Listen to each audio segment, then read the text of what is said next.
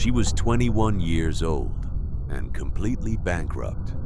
No family, no safety net, no second chances. Just $327 in a checking account that had once held dreams and a decision that made absolutely no sense to anyone who knew her story. Vera Callahan stood in the parking lot of a county records office in rural Pennsylvania, staring at a printout that might as well have been a suicide note. The paper trembled in her hands, not from fear exactly, but from something deeper. The kind of tremor that comes when you realize you're about to do something irreversible. The listing was simple. Almost insultingly simple. Former limestone quarry. 43 acres. Flooded. Abandoned since 1974. Classified as environmental liability. Starting bid $300. $300 for 43 acres of American soil. Most people would have seen it for what it was. A trap. A toxic waste site that would drain whatever resources you threw at it and give nothing back except legal headaches and slow poison. But Vera wasn't most people anymore. 6 months ago, she'd been a college sophomore with a partial scholarship, a work-study job at the campus library, and a carefully maintained 3.7 GPA.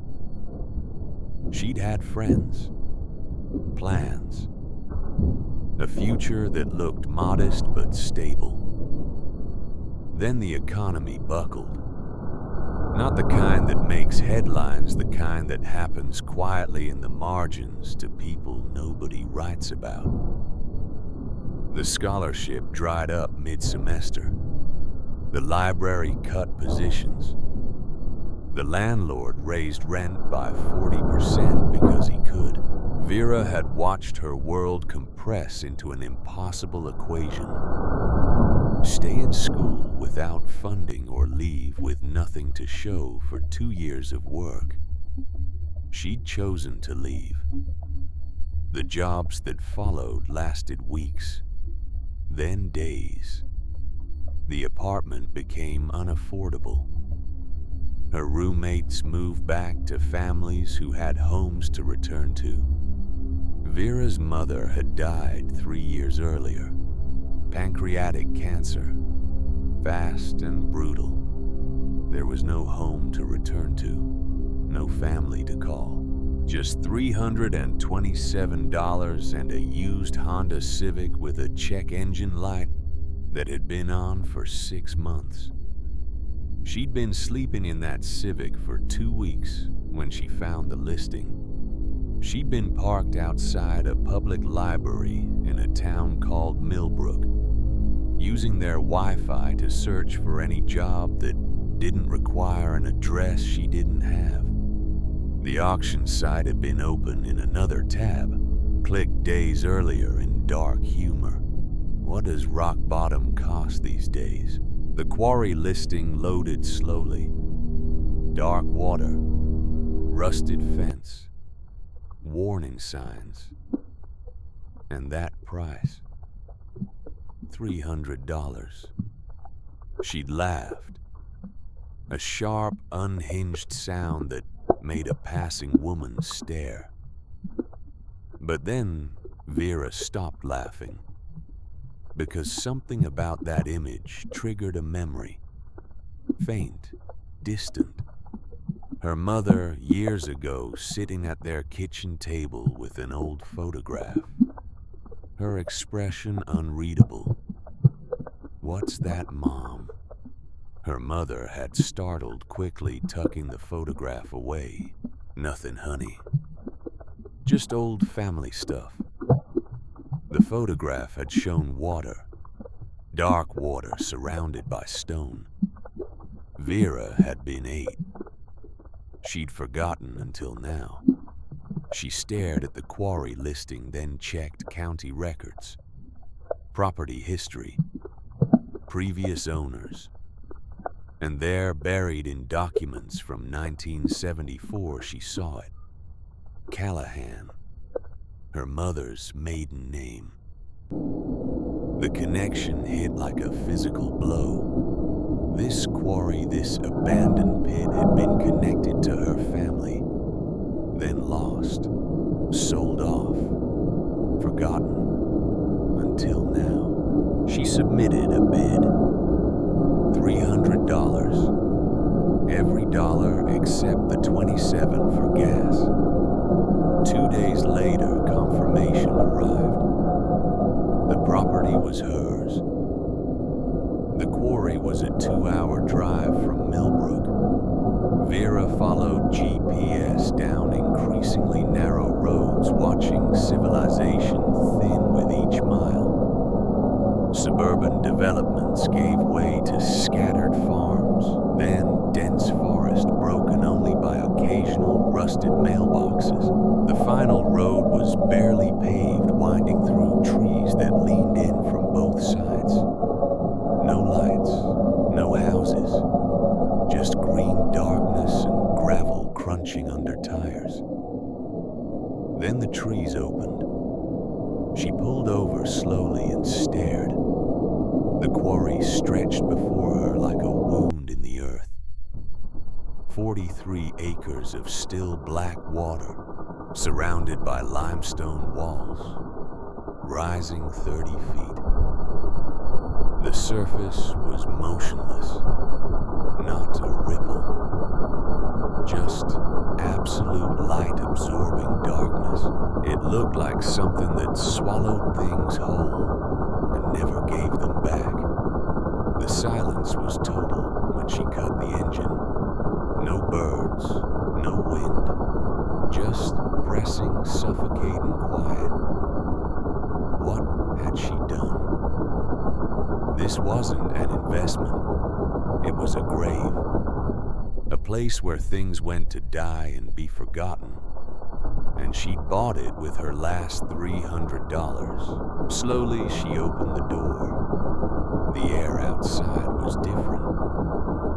Cooler than it should have been for late autumn. And still, unnaturally still.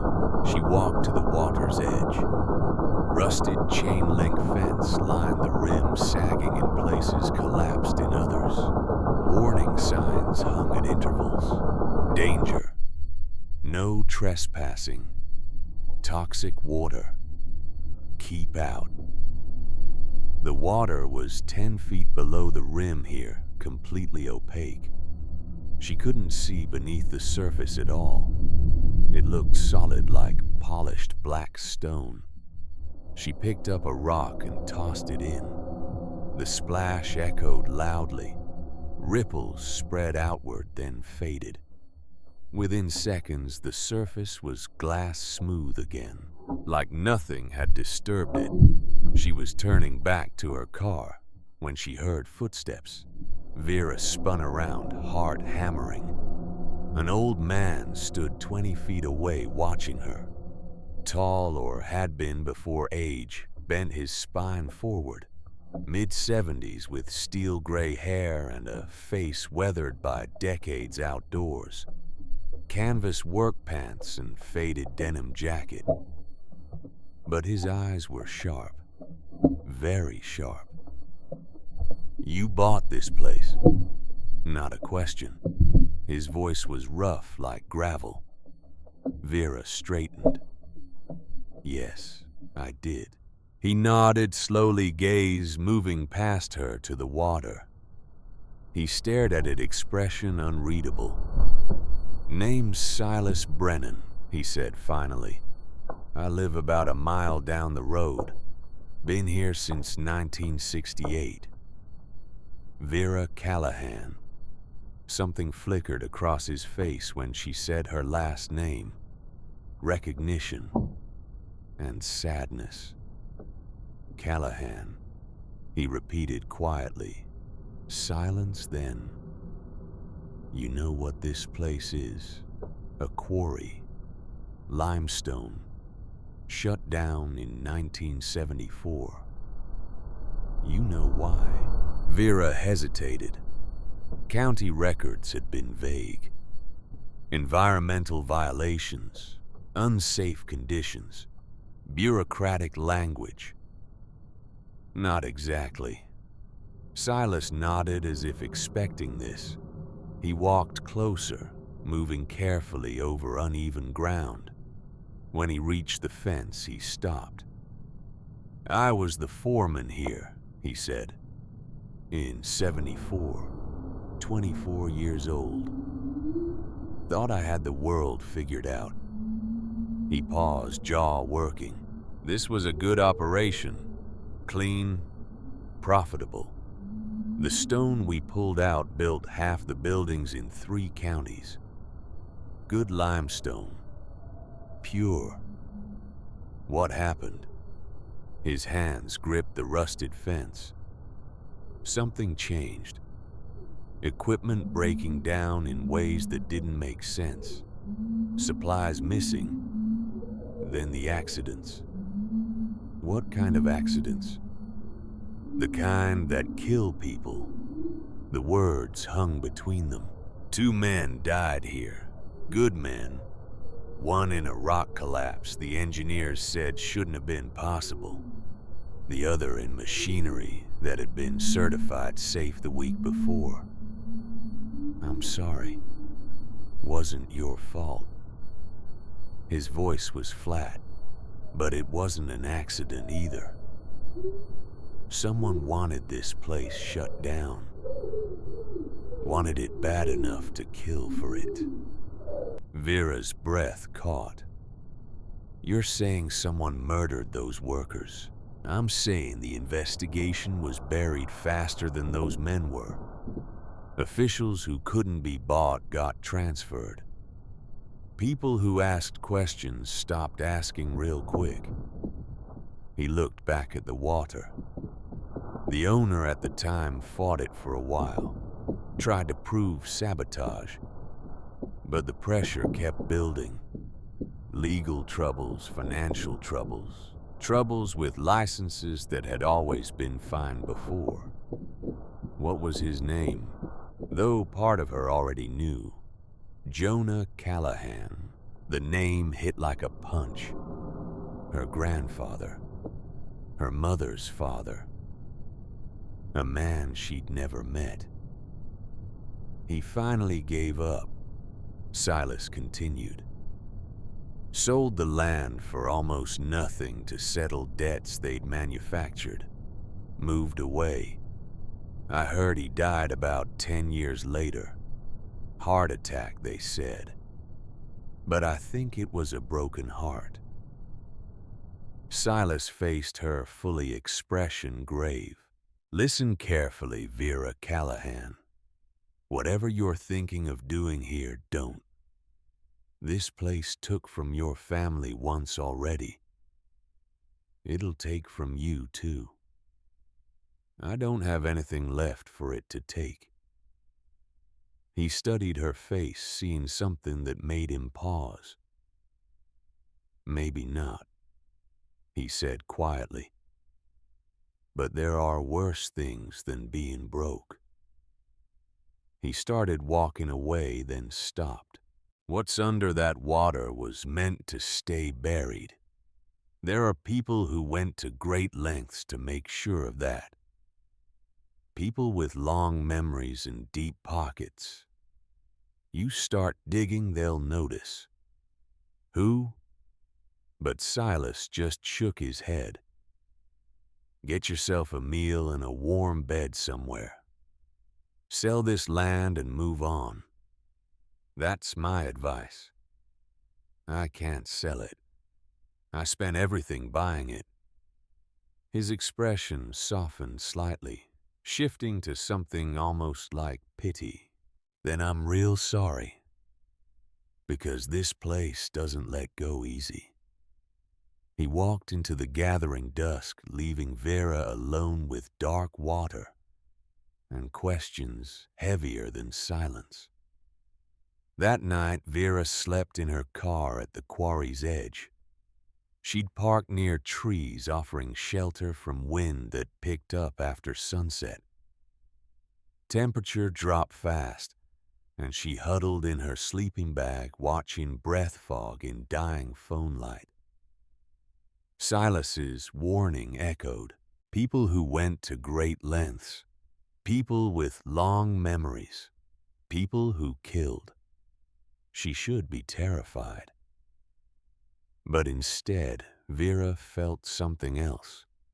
Something building since she'd seen her family name in those records. Anger. Her grandfather had built something here. Something good. And it had been stolen. Destroyed deliberately. He died carrying that loss, never able to fight back. And her mother, who'd never talked about her father, except in briefest terms, who'd kept that photograph hidden like secret shame. She'd carried that loss too. Now it passed to Vera. The last Callahan. The end of a line broken before she was born. She could walk away. Find some buyer for toxic land. Use that money for a bus ticket somewhere else and start over with nothing. Or she could stay. She could look into that dark water and try to understand what had been worth killing for. What had been worth burying for 50 years. Vera pulled the sleeping bag tighter and stared at the quarry. The water was invisible in darkness, but she could feel it there. Waiting. "I'm not leaving," she whispered. "Not yet." Morning came cold and gray. Vera woke with her back-aching breath visible in the frigid car. She dreamed of dark water and voices calling from beneath the surface, words she couldn't make out. She sat up slowly, wiping condensation from windows. The quarry stretched before her, looking different in daylight, but no less ominous. Water still black, still motionless. But now she could see details. The texture of limestone walls carved by decades of extraction. Rusted remains of what might have been loading platforms. The way fence line had been reinforced in places as if to keep something in, rather than people out. She climbed out, muscles protesting. She had a protein bar and half a bottle of water left. After that, she'd need to figure out food, and money, and everything else. But first, she needed to understand what she was dealing with. She spent the morning walking the perimeter. 43 acres was larger than it seemed. Property extended back into dense forest on one side, following a ridgeline with views of surrounding valley. Another side bordered an old access road long overgrown. Everywhere she looked were traces of operations that once thrived here. Concrete foundations where buildings stood. Rusted machinery parts half buried in soil. Cable remnants hanging from weathered posts. This hadn't been small time. This had been serious, professional, well-equipped, which made its sudden abandonment stranger. By early afternoon, she found herself back at the water's edge. She'd avoided it all morning, circling, studying everything except what mattered most. Now she stood at the rim and looked down. In daylight, the surface caught occasional sunlight. Glints, brief flashes disappearing as quickly as they appeared. But opacity remained total. Impossible to guess depth. 10 feet, 50, 100, the only way to know would be to go down there. The thought sent fear spiking through her chest. She wasn't a diver. She'd been swimming exactly twice, both times at a community pool. The idea of descending into lightless water, not knowing what was below, not knowing if she'd get back up. But what choice did she have? If there was anything down there, anything explaining what her grandfather tried to protect, anything justifying what was done to him, it was under that water. And she was the only person who could find it. Vera looked at the sky. Early November. Water would be cold. Dangerously cold. She'd need equipment. Wetsuit at minimum. Oxygen tanks. Lights. Safety gear. She checked her bank account. $27. The despair washing over her was familiar. That crushing weight of impossible math of needs vastly exceeding means of doors closing before you reach them. But beneath despair, something else stirred. The same stubbornness keeping her going through 6 months of cascading failures. The same refusal to disappear that made her spend last money on this impossible gamble. $27 wouldn't buy professional diving equipment, but it might buy something, enough to at least look. She got back in her car and drove to the nearest town. The sporting goods store in Millbrook was having clearance. End of season, everything must go. Vera walked aisles with focused intensity, calculating prices, weighing options. Used wetsuit size, small damage zipper. Repaired with duct tape, $14. Basic snorkel mask with cracked seal the clerk assured wouldn't leak if careful, $6. That left $7. Vera stood in checkout holding her purchases, trying not to think how insane this was. This wasn't diving equipment. This was suicide gear.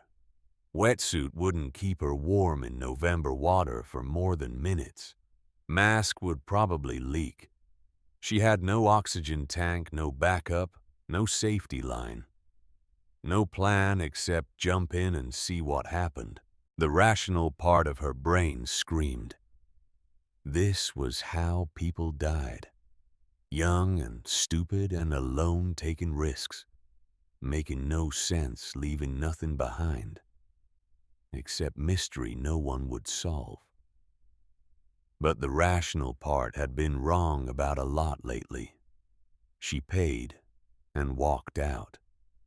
Back at the quarry, she sat in her car, staring at the wetsuit. Sun was sinking toward horizon. If she was doing this, it needed to be now. In another hour, there wouldn't be enough light. She changed into the wetsuit in the back seat, struggling with damaged zipper. Neoprene was stiff. Smelled like mildew, but fit well enough. Mask went on easier, cracked seal pressing against her face. Then she stood at water's edge looking down. Fear was real now. Physical.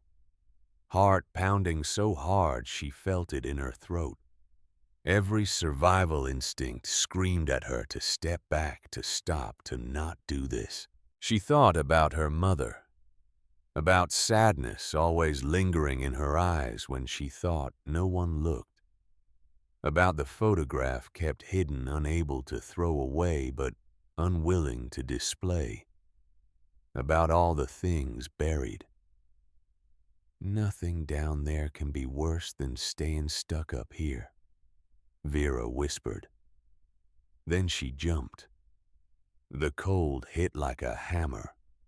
Not just cold. Violent, invasive cold tearing through wetsuit, through skin, straight into bones. Vera's lungs seized, body going rigid with shock. She forced herself to breathe. Slow. Controlled. Don't panic. Water closed over her head, and everything went dark. Even with eyes open behind the mask, she could see nothing. Blackness was absolute. She might as well be suspended in ink. Vera kicked downward, forcing herself deeper. 5 feet. 10. 15. Pressure built in her ears, painful, disorienting. Lungs already starting to burn. Without oxygen tanks, she had maybe 90 seconds before needing to surface. She reached out, feeling blindly. Her hands touched nothing but cold water. Keep going. There has to be something. 20 feet. 25.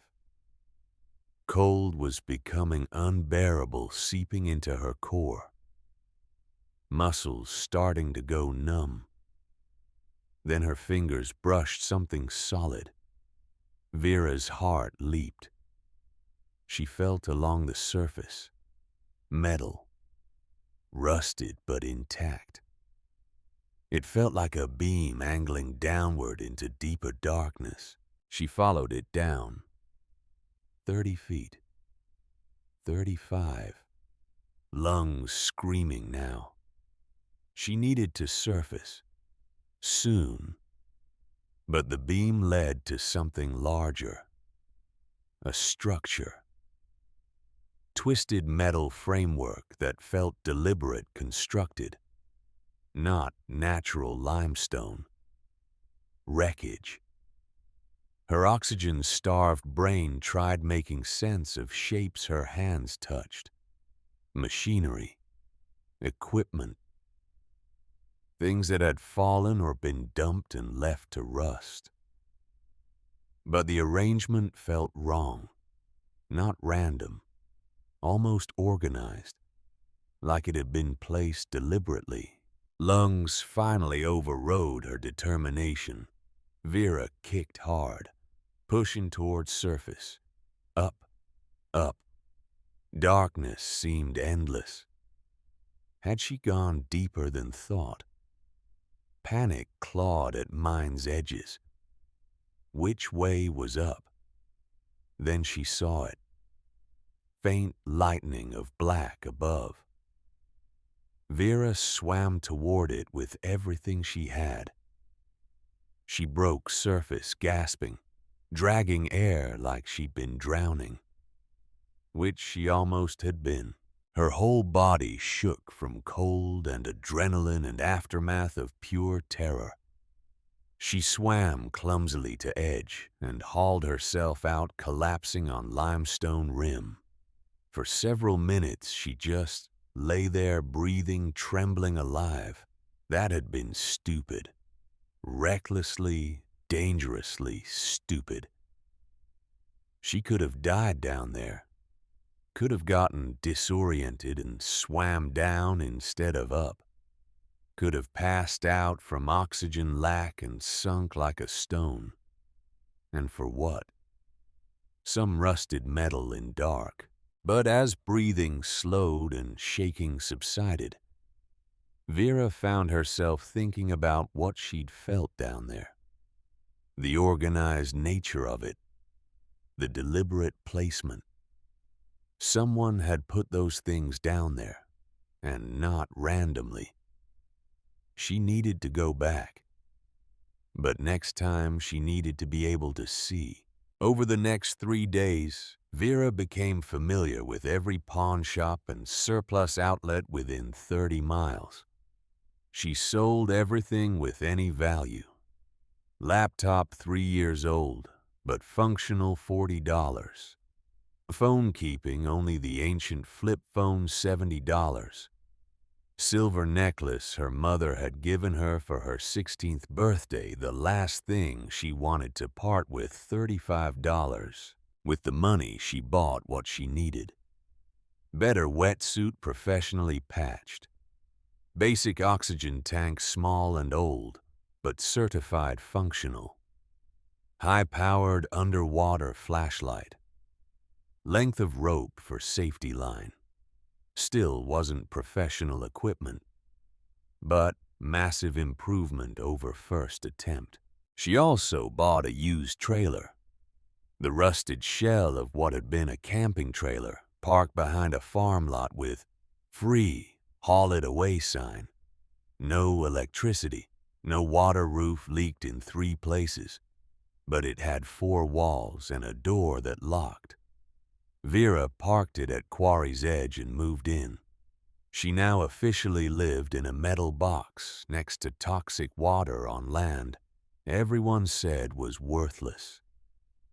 She'd never felt more at home. On the 4th day, she was ready to try again. This time, Vera took her time with preparation.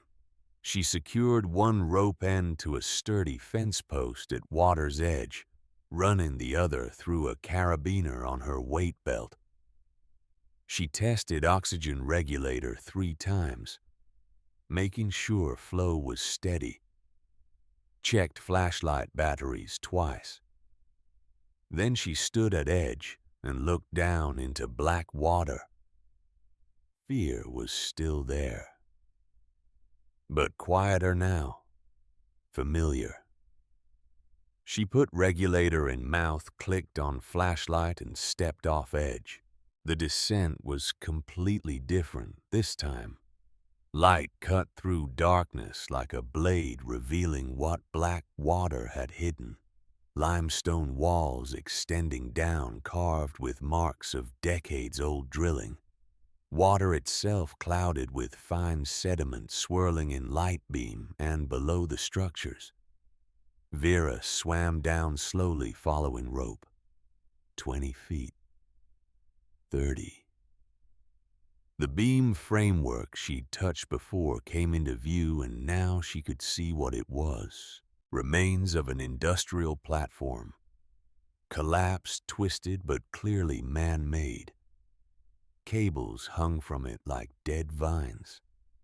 She swam closer, running light along wreckage.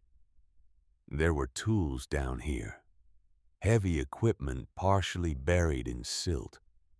A crane toppled onto its side.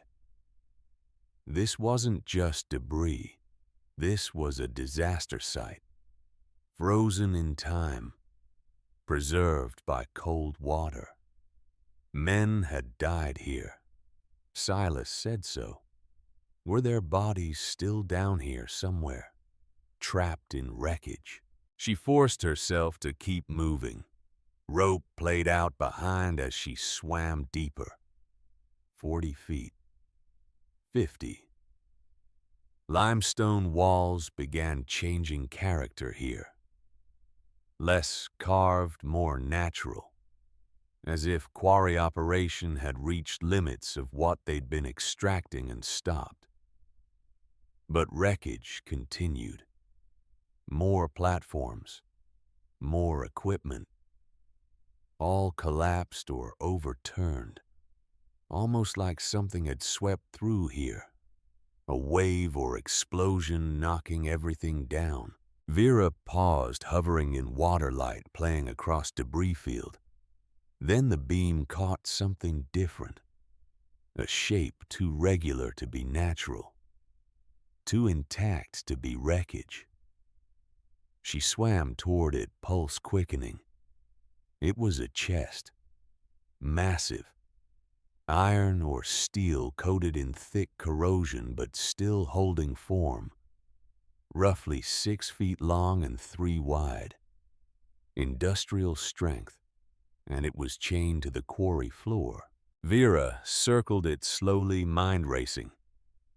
Heavy chains, rusted but intact, ran from reinforced corners to bolts driven deep into limestone bedrock. This wasn't storage. This was containment. Someone had wanted to make absolutely certain this chest stayed exactly where it was. She swam closer, running gloved hand along surface. Decades of accumulated silt came away in clouds, revealing more details. Riveted construction. heavy-duty lock still sealed, and on one corner, barely visible beneath corrosion, something etched into metal. Vera brushed away more silt. Heart pounding. It was a symbol, a crest. Two interlocking C-shapes surrounding what might have been a quarry hammer.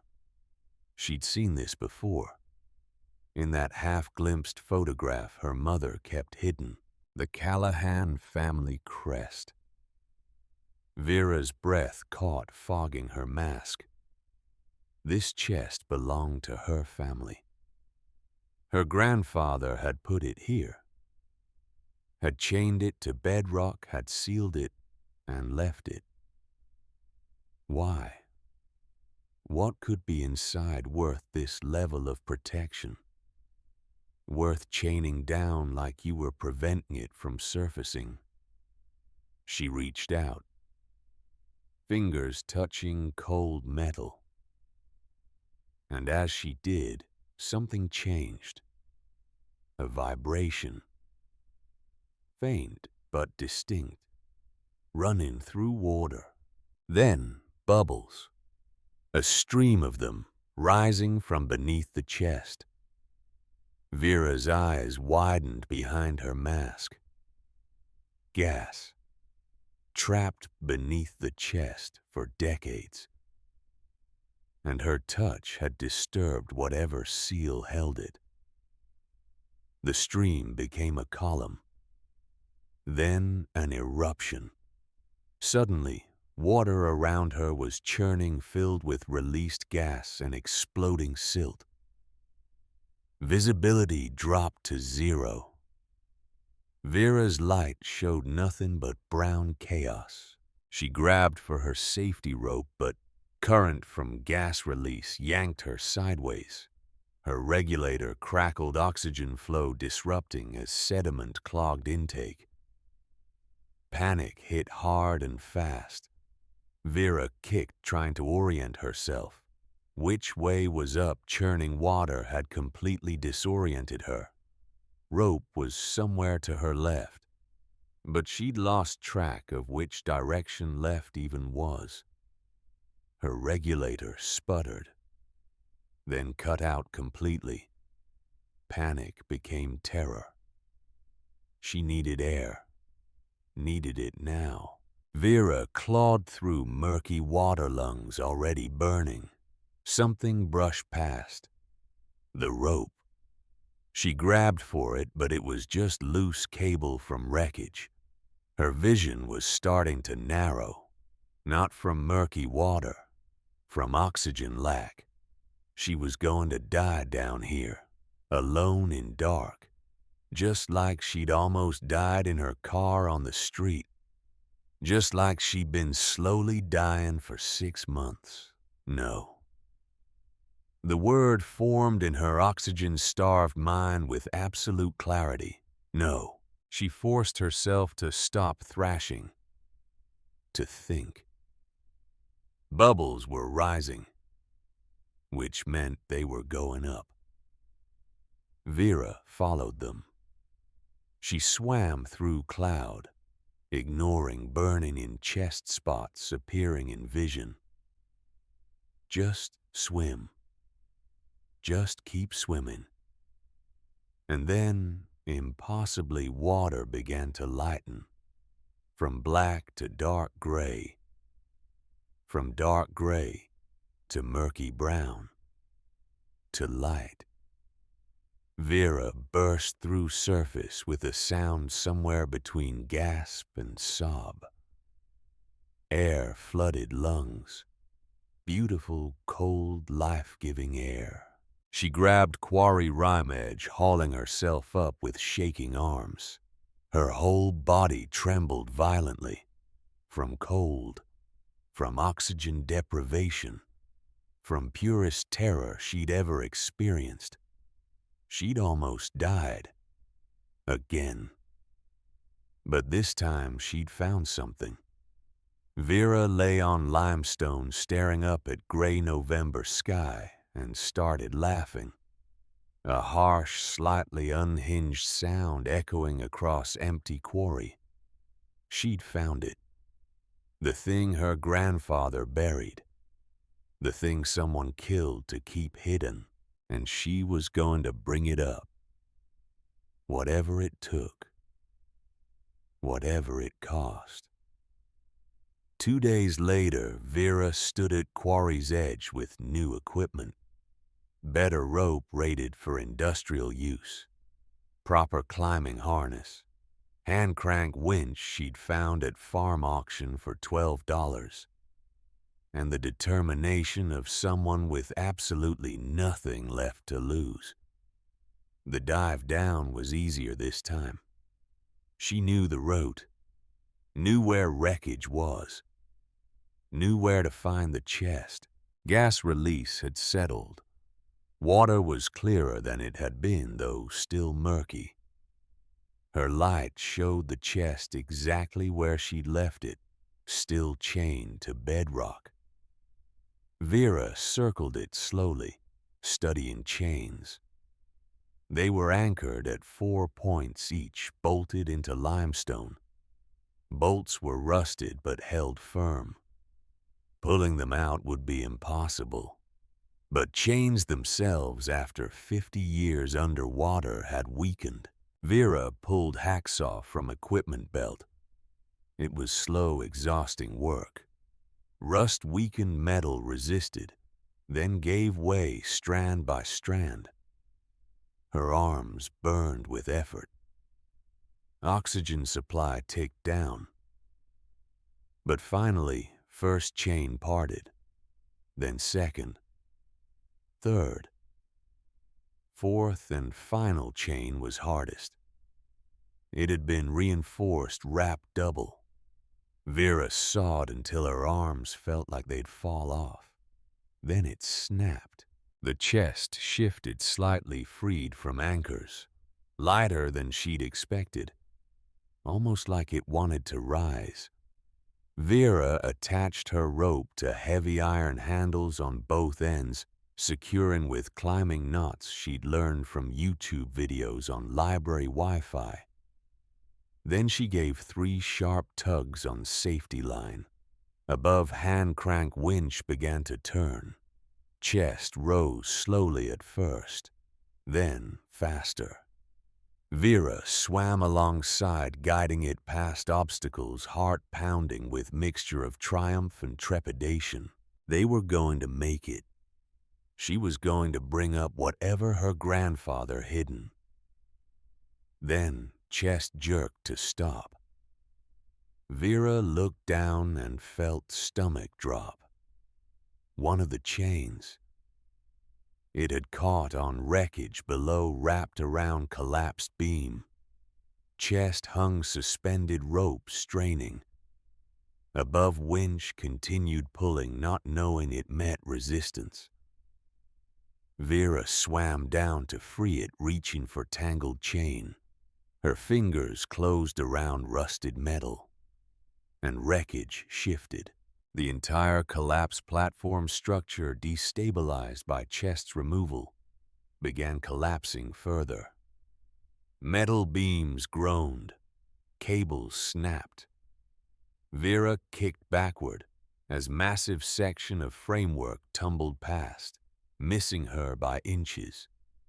Chest swung wildly on rope, smashing into limestone wall. Impact sent shockwave through water. Then the quarry itself seemed to respond. A deep subsonic rumble, felt more than heard, coming from somewhere far below. Vera froze, heart hammering. What was that? Rumble came again, louder. Then silt began to rise, not in clouds, in a solid wall, as if something beneath quarry floor was releasing pressure, forcing everything upward. Vera didn't wait to see what came next. She grabbed safety rope and pulled herself up hand over hand as fast as her arms would move. Below, silt wall rose like a living thing, obscuring everything. Chest, wreckage, quarry bottom. Vera broke surface, gasping. She scrambled onto rim and kept pulling, hauling in rope with desperate strength.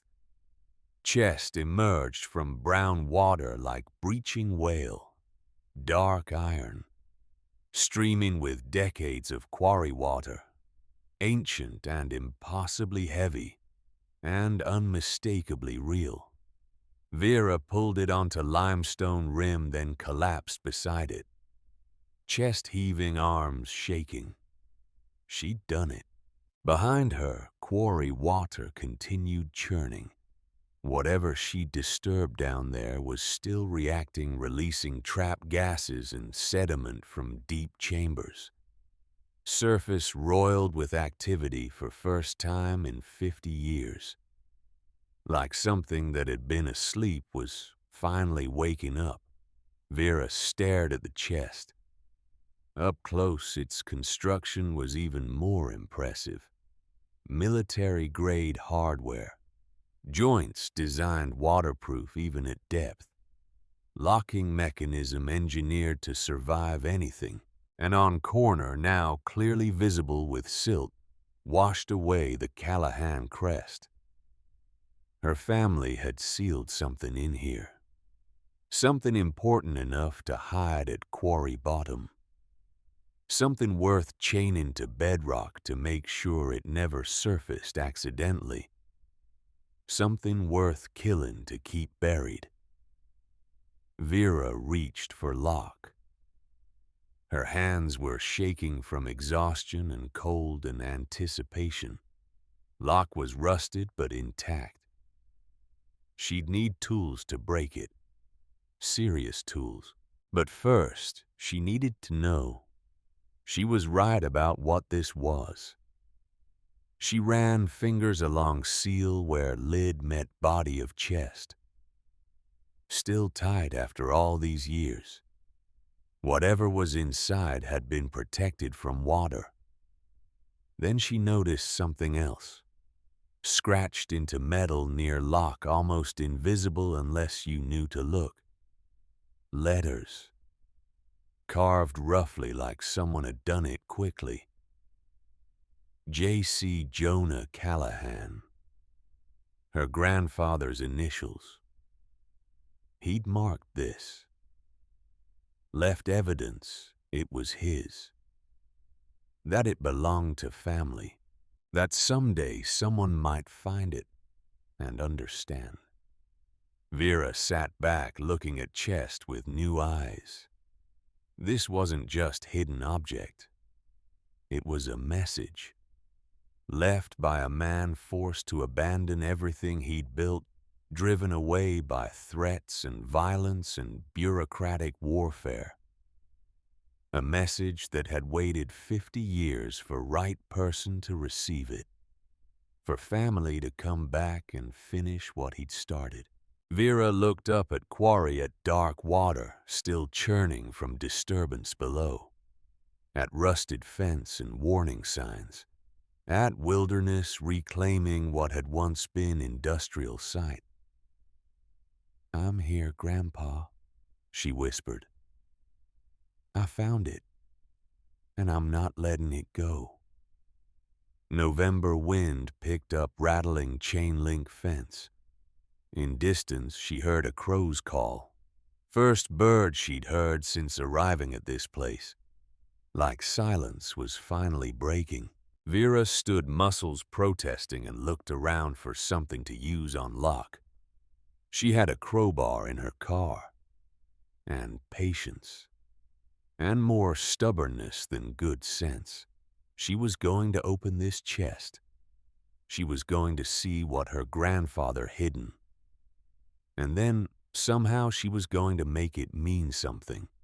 Because if she'd learned anything in past 6 months, it was this: when you have nothing left, you fight with what remains. And what remained was this. This land. This mystery. this inheritance of locked iron and buried truth. It would have to be enough. It would have to be everything.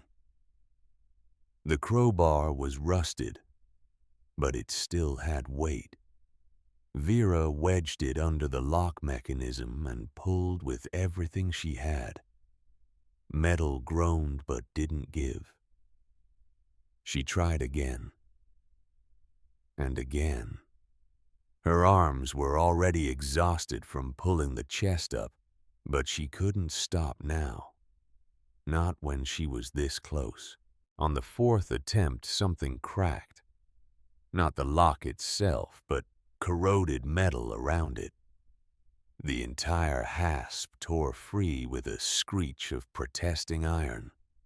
The lid shifted. Vera dropped the crowbar and grabbed chest edges with both hands.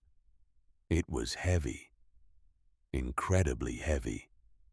But adrenaline gave her strength she didn't know she had. The lid opened with a sound like stone grinding on stone. And Vera saw what her grandfather had hidden.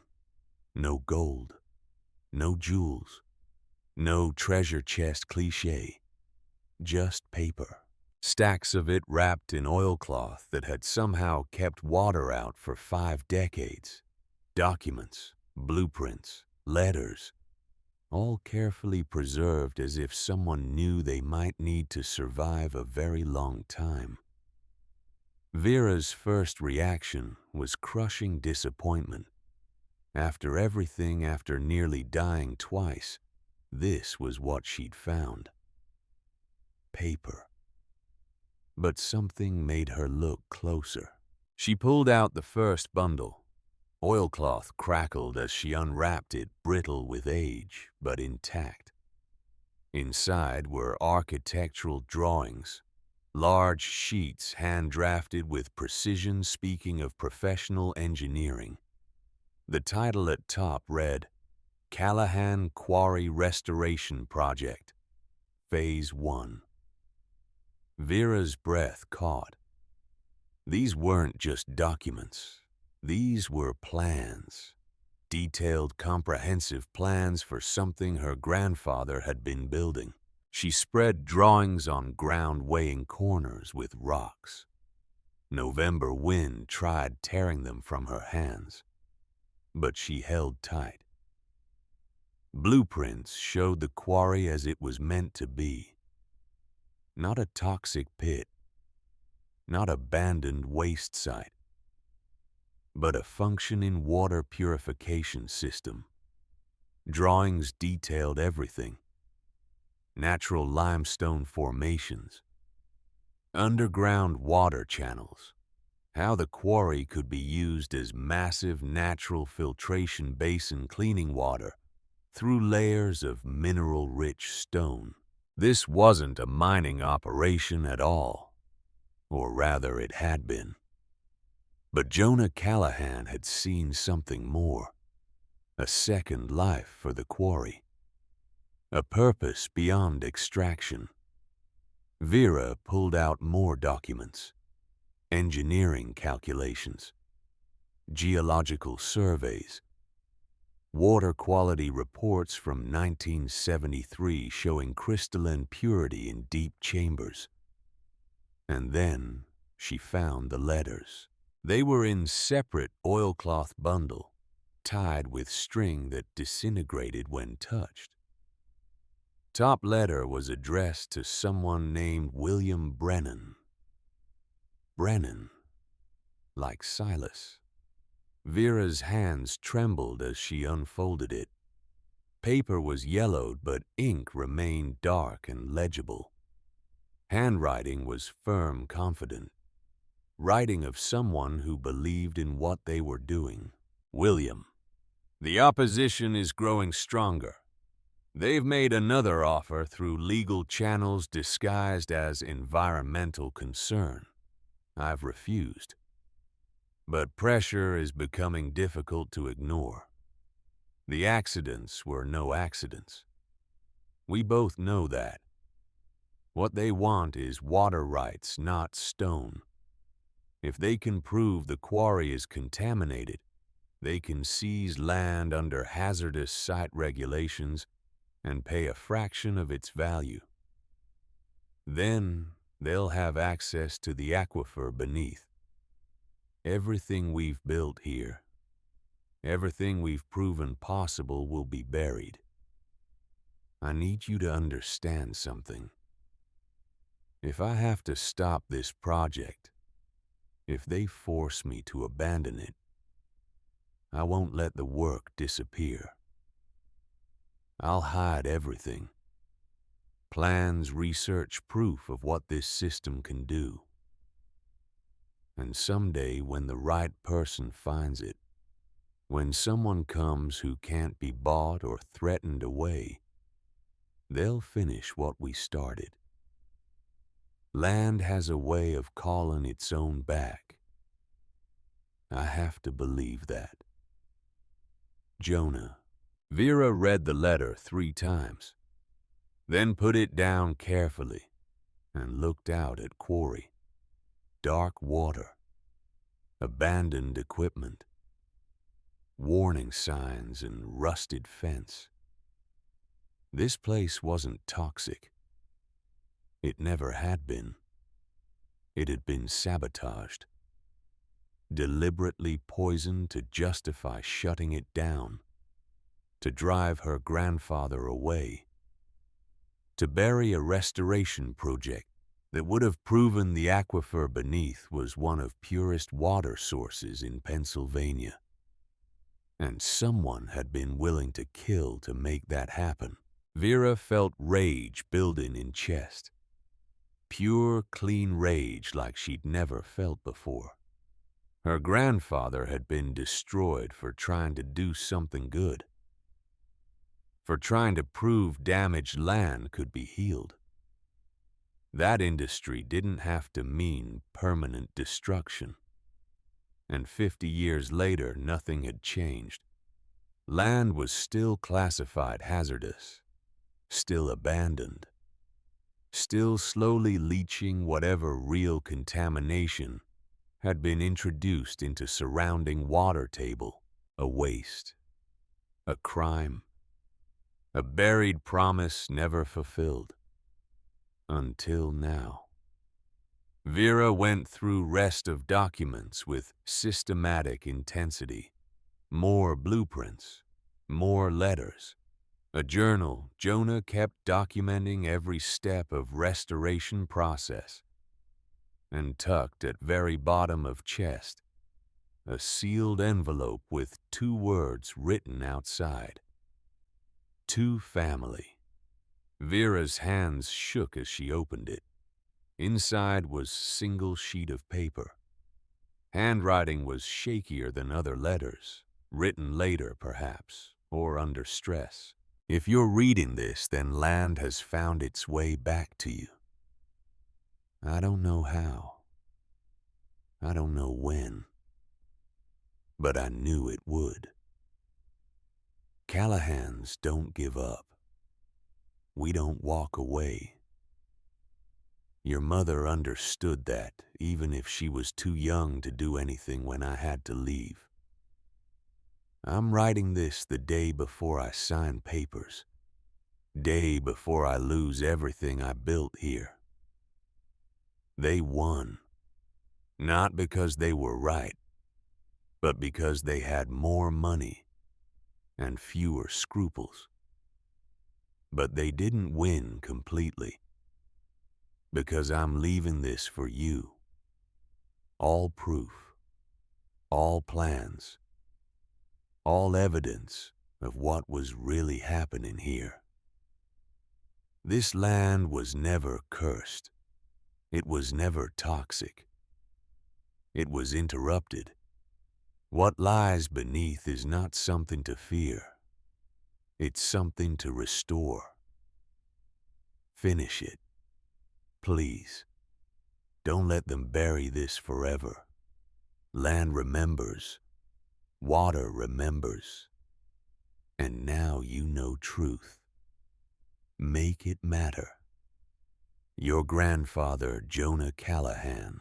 Vera sat back, letter still in hands, and felt tears burning in eyes for first time in months. Not from sadness, from purpose. He'd left this for her, for family, knowing that someday, somehow, a Callahan would come back. And she had. Sun was setting when Vera finally looked up from documents. She'd spent hours going through everything, organizing it, beginning to understand scope of what her grandfather envisioned. It wasn't just about cleaning Quarry. It was about proving a concept, that industrial sites could be reclaimed, that nature's own filtration systems could be harnessed, that healing was possible, and plans were detailed enough to actually work. If she could follow them, if she had resources, if she could survive long enough to try, big ifs. Vera was repacking documents carefully when she heard a vehicle approaching. Not Silas's old pickup, which she'd learned to recognize. Something else. Something expensive sounding. Black SUV pulled up to Quarry's access road and stopped. Door opened and man stepped out. He was probably early 50s, dressed in clothes that cost more than Vera had earned in last year. Tailored jacket, expensive shoes that had no business on rough Quarry ground. He had the kind of face that had probably been handsome once, but hardened into something else. Sharp, calculating. He smiled as he approached. It didn't reach his eyes. You must be Vera Callahan. His voice was smooth, professional, voice of someone used to getting what they wanted. Who are you? Garrett Voss. I own Voss Development Corporation. We specialize in land reclamation and commercial development. He gestured at Quarry. I heard through county office that this property finally sold. I've been interested in acquiring it for quite some time. Vera stood slowly, putting herself between Voss and open chest. It's not for sale. Voss's smile widened slightly. I understand. You just bought it. But I'd like to make you an offer anyway. $15,000. Cash. Today. That's 50 times what you paid for it. $15,000. The number hung in air between them. More money than Vera had seen in her entire life. More than enough to get her back on feet. To start over somewhere. To stop living in rusted trailer next to poisoned water. Why do you want it? She asked. Development potential. With proper environmental remediation, this could be valuable commercial real estate. But remediation is expensive, risky. I have resources to handle it. You don't. The answer is no. Think about it, Voss said, tone still pleasant. This land is classified as environmental hazard.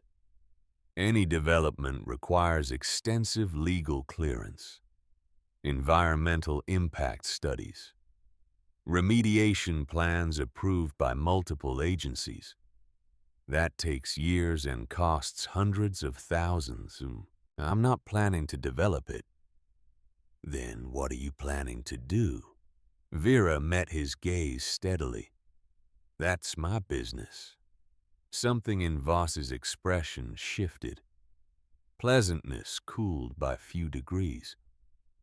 Miss Callahan, I'm trying to help you. This land is worthless in current state.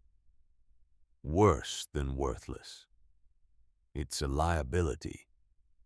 If there's any contamination, Any environmental damage, you as owner are legally responsible for cleanup.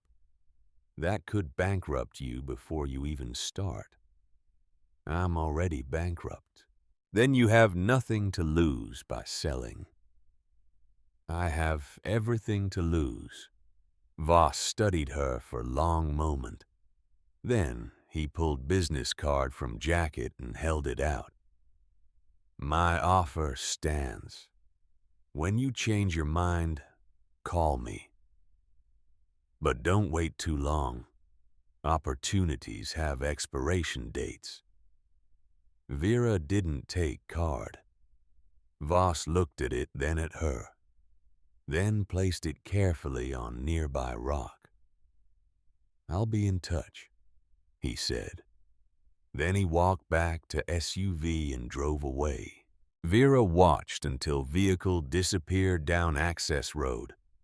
Then she picked up business card and turned it over in fingers. Voss Development Corporation. Corporate offices in Philadelphia. A website. A phone number with too many digits to be local. This wasn't some small-time local developer. This was serious money. And serious money didn't make offers on toxic quarries unless there was a reason. She thought about letters, about Jonah's warnings, about people who'd been willing to kill to control this land. Voss. Name felt familiar. And then she remembered. One of letters had mentioned a name. Not Garrett, but maybe a father, predecessor. Vera went back to chest and started searching through documents again. It took 20 minutes, but she found it. Letter dated March 1974. Addressed to County Commissioner. Signed by someone named Harold Voss, representing Voss Industrial Holdings. In letter, Harold Voss expressed concern about environmental impact of Callahan Quarry operations and requested formal investigation. 2 weeks later, according to Jonah's journal, first accident had occurred. Connection hit Vera like physical blow. Garrett Voss, son of Harold Voss. Same family that destroyed her grandfather's work was now trying to buy land from her. 50 years later, same game, same tactics, different Callahan. Vera looked down at business card in hand. Then she tore it in half and let pieces fall into quarry water. She needed help. Someone who understood what she was dealing with. Someone who might actually believe her. Next morning, Vera drove to Silas Brennan's house. It was small cabin set back from main road surrounded by pine trees. Smoke rose from chimney. Rusted pickup sat in gravel driveway. Silas opened door before she could knock. He looked older in morning light. Tired. Like night hadn't been kind. Saw you pull up, he said. You look like you've got something to say. I need to show you something. Silas studied her face for a moment, then nodded. Come in. Cabin was sparse but clean. Wood stove provided heat. Small kitchen table held coffee cup and newspaper from 3 days ago. Everything was neat organized. Home of man who lived alone and liked it that way. Vera spread documents out on table. Blueprints, letters, Jonah's journal. Silas looked at them for a long time without touching anything. His face showed no expression, but eyes moved across pages with intense focus. Where did you find these? He asked finally. in a chest, at bottom of Quarry, chained to bedrock. Silas picked up one of letters, the one addressed to William Brennan. He read it slowly, lips moving slightly with words. When he finished, he set it down carefully. "William was my father," he said quietly. "He worked with Jonah. They were friends. He died in second accident. Machinery collapse. I'm sorry." "Don't be. Wasn't your fault." Silas looked at blueprints. "I knew they were working on something. My father wouldn't tell me what.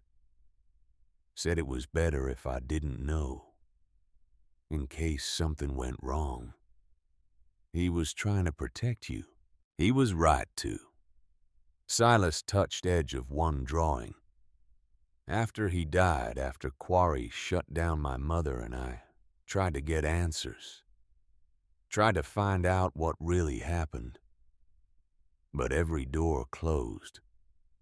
Every investigation stalled. We were told to let it go. That pushing would only bring more trouble. What did you do? We let it go."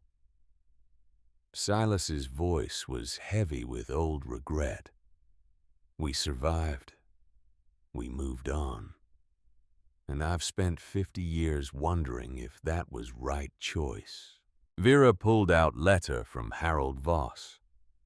"A man came to see me yesterday. Garrett Voss.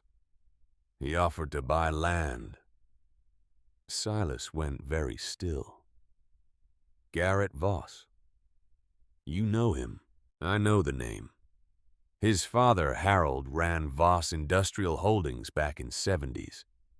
They had operations all over Pennsylvania. Coal, timber, water rights." Silas looked up at Vera. "They were the ones pushing for Quarry to be shut down. My father suspected they wanted aquifer beneath. There's massive underground water source under this property, fed by natural springs filtered through limestone. Some of purest water in state. Jonah wrote about that in his plans. He was trying to prove Quarry could be used to access and distribute that water sustainably. And if he succeeded, it would have established legal precedent for public access to aquifer."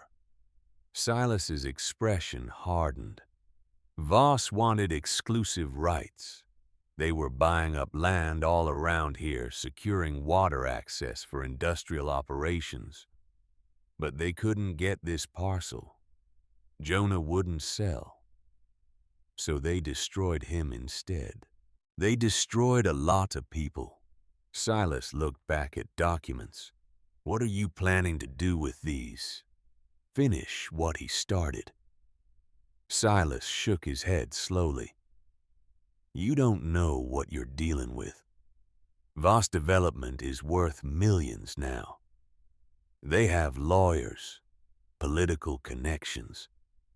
They've been waiting 50 years for this land to become available again.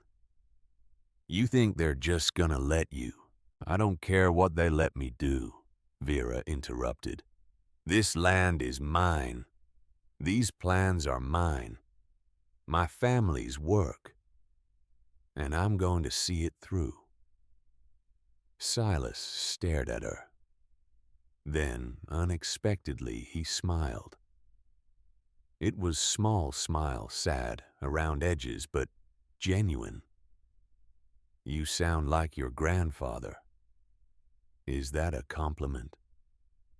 "It's a warning." But smile didn't fade. "You're going to need help. Real help. Kind that knows how to fight back. Do you know anyone?" Silas thought for a moment. "Maybe. Let me make some calls." 3 days later, Vera met Dr. Bryn Hargrave. She arrived at Quarry in battered jeep that looked like it had seen combat in multiple geological surveys. She was 38 with dark hair pulled back in practical ponytail and clothes prioritizing function over fashion. She moved with confidence of someone who spent more time outdoors than in.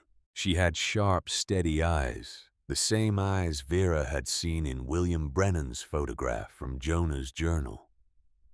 Her grandfather's eyes. "Silas called me," Bryn said without preamble. "Said you found my grandfather's work." It took Vera a moment to adjust. Bryn was Silas's granddaughter, which made her William Brennan's granddaughter, which meant her family had also been destroyed by what happened here. "I did," Vera said. "Do you want to see?" They spread documents out in Vera's trailer. Bryn examined everything with focused intensity of professional scientist. She asked questions, made notes, pulled out tablet, and started running calculations. After an hour, she sat back. "This is extraordinary," she said. "Your grandfather was decades ahead of his time. Way he designed filtration system using natural geological processes instead of mechanical intervention. This could work. This could actually work. But it's going to be expensive and technically complex. And every regulatory agency in Pennsylvania is going to want to examine every aspect before allowing it to proceed." "How expensive?" Bryn hesitated. "Implementing full system, hundreds of thousands, maybe more." Vera's heart sank. She had exactly $43 left. "However," Bryn continued, "proving concept doesn't require full implementation. If we can demonstrate that natural filtration is already occurring, that water in deep chambers is as pure as these surveys suggest, that changes entire legal classification of site. How do we prove it? We need samples from deep chambers, analyzed by independent certified lab." Bryn looked at Quarry water, which means someone needs to go down there and collect them properly. "I can do that. It's not just about diving down and scooping up water. We need samples from specific depths, specific locations, all documented with GPS coordinates and timestamps, and we need them to be legally defensible. Can you help me?" Bryn was quiet for a moment. Then she said, "My grandfather died trying to prove what was down there. My father, Silas, has lived 50 years with that loss. I became hydrogeologist because of what happened here. Because I wanted to understand water systems, to prove they could be protected." She looked at Vera directly. "Yes, I can help you. I will help you. But you need to understand what you're starting.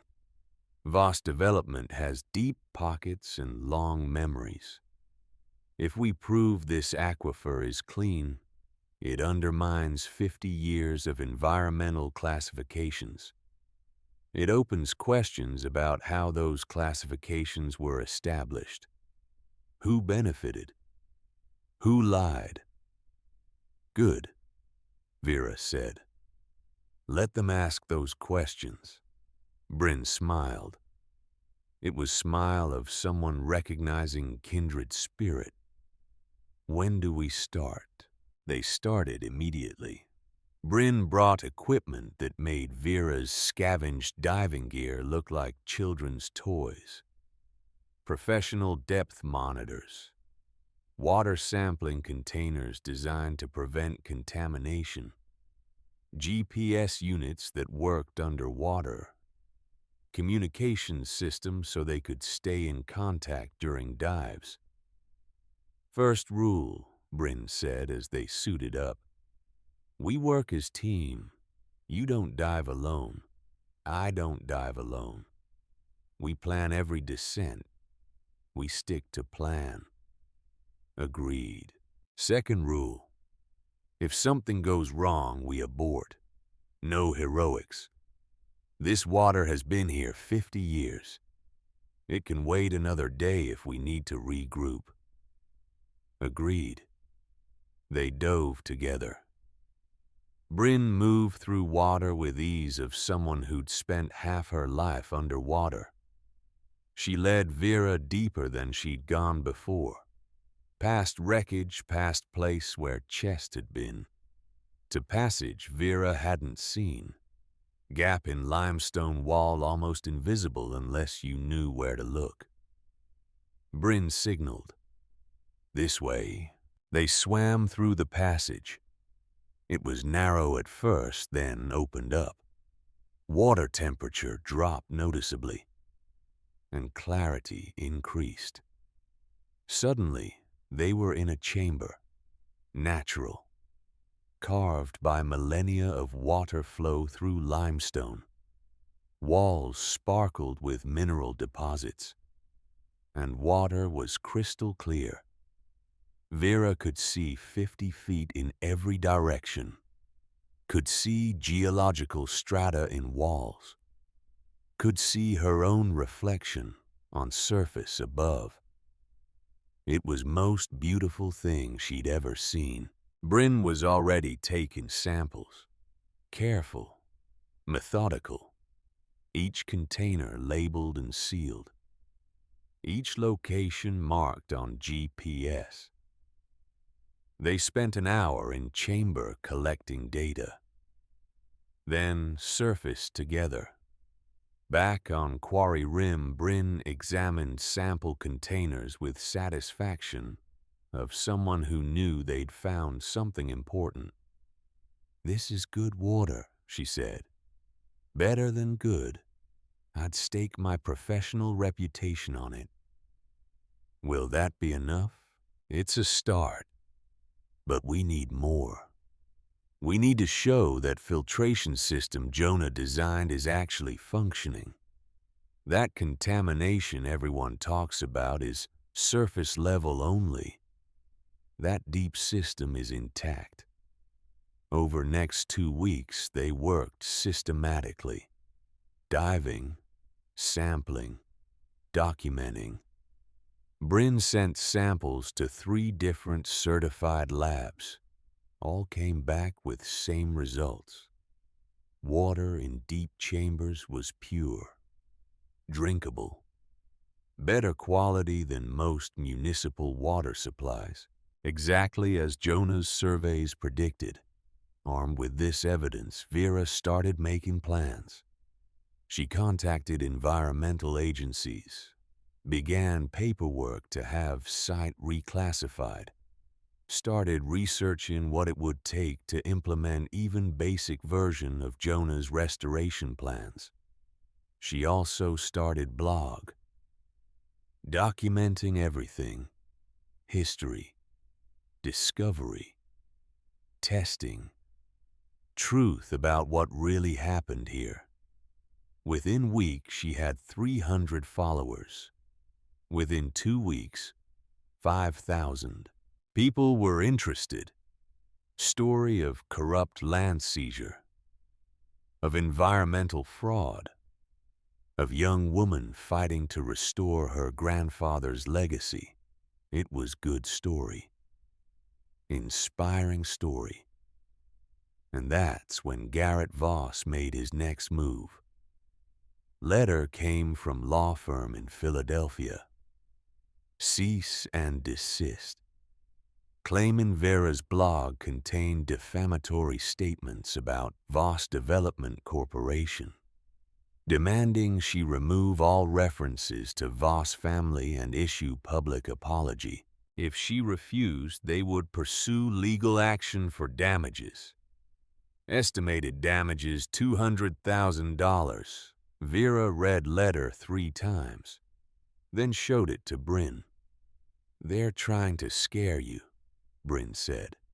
"It's working. They can't actually win defamation suit. Everything you've posted is either documented fact or clearly labeled opinion. But they can tie me up in court for years, and I can't afford lawyer for even 1 day." Bryn's expression tightened. "This is what they do. They use legal system as weapon.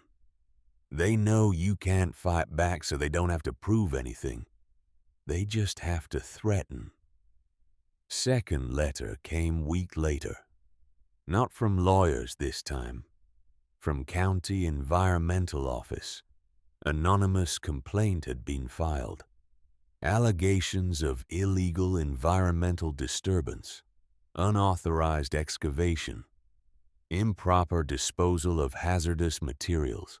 Inspector would be visiting site in 30 days.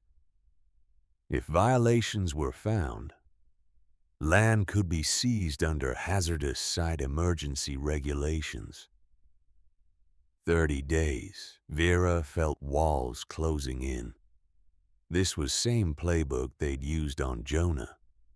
Legal pressure, environmental claims, anonymous complaints appearing from nowhere.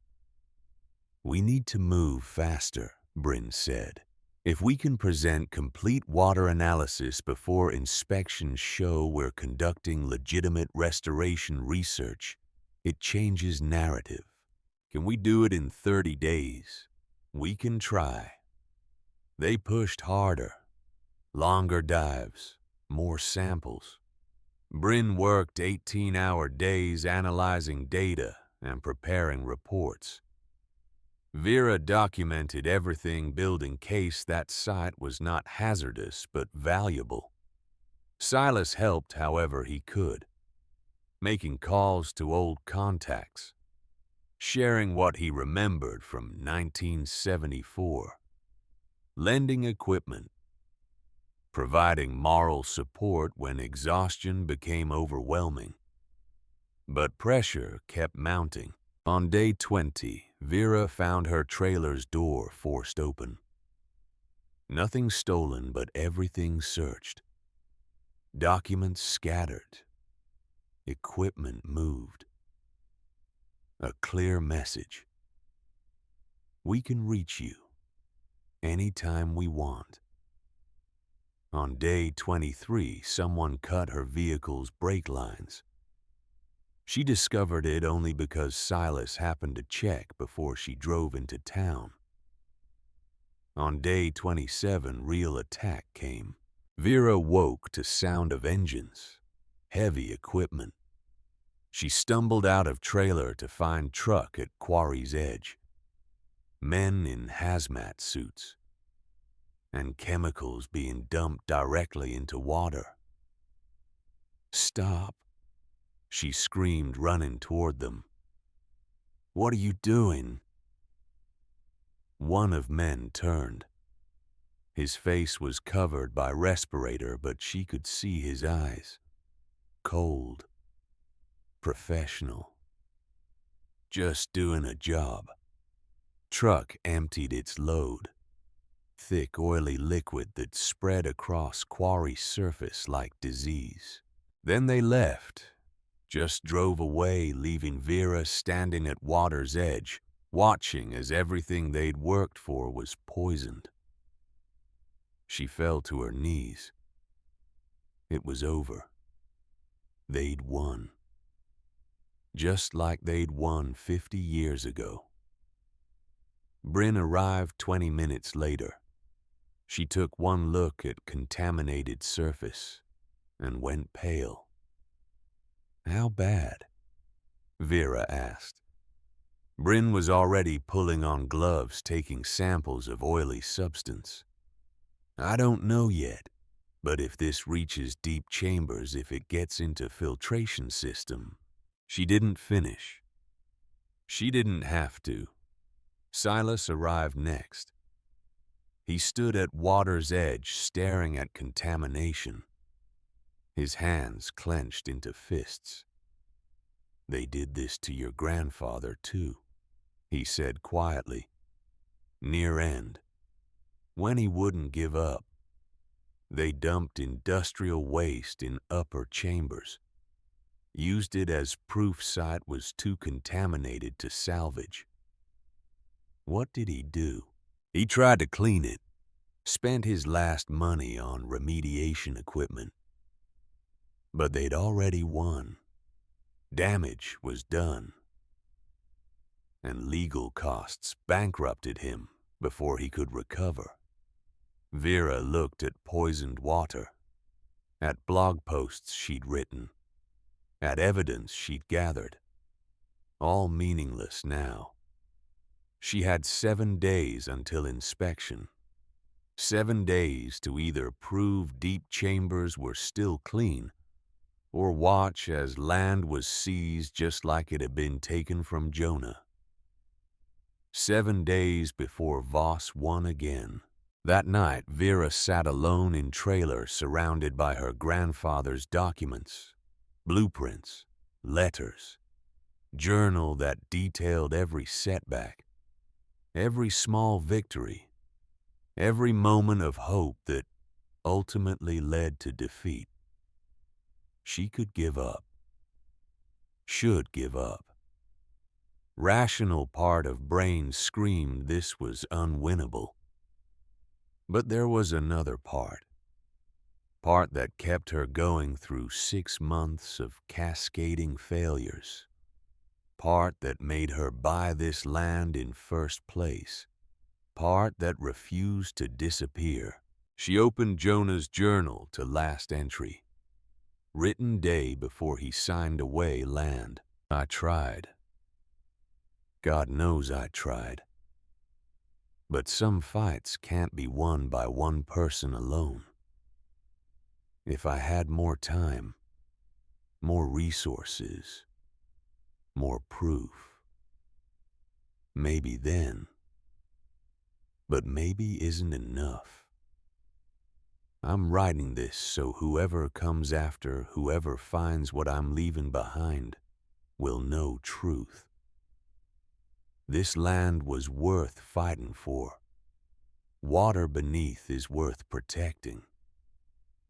And people who destroyed this work did it not because they were right, but because they were ruthless. Don't let ruthlessness win. Not forever. Someday someone will come back. Someone who can't be broken, can't be bought, can't be scared away. And they'll finish this. I have to believe that. Even now, even at end, I have to believe land calls its own back. That truth eventually surfaces. That buried promises can still be kept. Vera closed journal and looked out at Quarry. Surface was dark with contamination. But beneath that darkness, somewhere deep in limestone chambers, pure water still waited.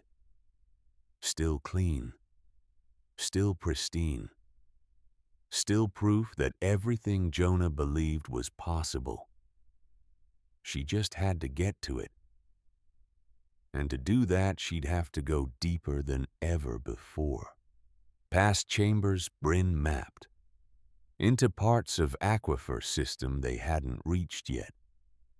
Parts that might still be untouched. It would be dangerous. Passages were narrow, unmapped. One wrong turn, and she could get lost in limestone labyrinth. Run out of air before finding way back. But it was only chance left. Vera stood and walked to equipment. Started checking tanks, lights, backup systems. She would dive at first light. One last time. As deep as she could go. And either she'd find proof that deep system was still clean, still functioning exactly as Jonah designed it, or she'd die trying. At this point, both options felt like victory, because one thing she wouldn't do was give up. One thing Voss couldn't take from her was her refusal to stop fighting. Some promises were worth keeping, even if keeping them cost everything, especially then. Part 3. Rebirth. Dawn came cold and colorless. Vera stood at Quarry's edge watching contamination spread across surface like oil slick, and felt weight of what she was about to attempt. 6 days until inspection. 6 days to find proof that deep chambers were still clean. 6 days to save everything. Bryn arrived as sun cleared tree line. She took one look at Vera's face and knew. You're going deeper. It wasn't a question. I have to. Passages beyond main chamber are unmapped, unstable. If you get turned around down there, I won't. Vera. Bryn's voice carried weight of professional responsibility. I can't let you do this alone. It's too dangerous. Then come with me. They stared at each other.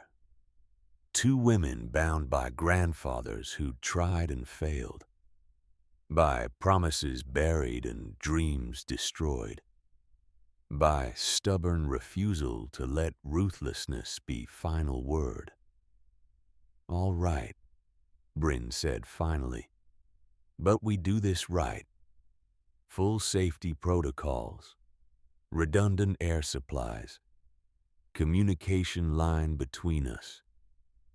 And if I say we abort, we abort. No arguments. Agreed. They spent 2 hours preparing, checking every piece of equipment twice, running through emergency procedures, mapping what little they knew of deeper passage systems from Jonah's incomplete surveys. Silas arrived as they geared up. He didn't say anything at first, just watched with expression of someone who'd seen this moment before. Different people, different decade, same impossible odds. My father went into those deep chambers once, he said finally, 2 weeks before he died. Came back saying he'd seen something extraordinary, something that proved everything Jonah believed. But he wouldn't say what. Said it was safer if knowledge stayed buried until right time. Did he tell you where? Bryn asked. He said to follow the flow. That water always knows the way. Vera and Bryn exchanged glances. It wasn't much, but it was something. If we're not back in 3 hours, Vera said, call emergency services. Silas nodded. His jaw was tight. 3 hours. Then they stepped off edge. Descent through contaminated water was like swimming through oil. Surface layer was thick, clinging, fouling masks. But 20 feet down they broke through into clearer water. Contamination hadn't reached depths yet. Not all the way. They swam toward the passage Bryn discovered. Through narrow gap. Into first chamber where they'd collected original samples. Water here was still crystalline. Still pure. Bryn's GPS showed their position. They were 60 feet down now. Passage continued deeper, angling away from main quarry basin. Follow the flow. Vera could feel it. Subtle current. Not strong but present. water moving through limestone drawn by underground channels toward some deeper system. She pointed. Bryn nodded. They swam into darkness. Passage narrowed. Walls of limestone pressed close on both sides. Vera's breathing sounded loud in own ears, amplified by regulator. Her light cut a cone through murky water, revealing stone carved by millennia. 70 feet. 80. Passage twisted. Turned. Descended at steeper angle. Vera's communication line crackled.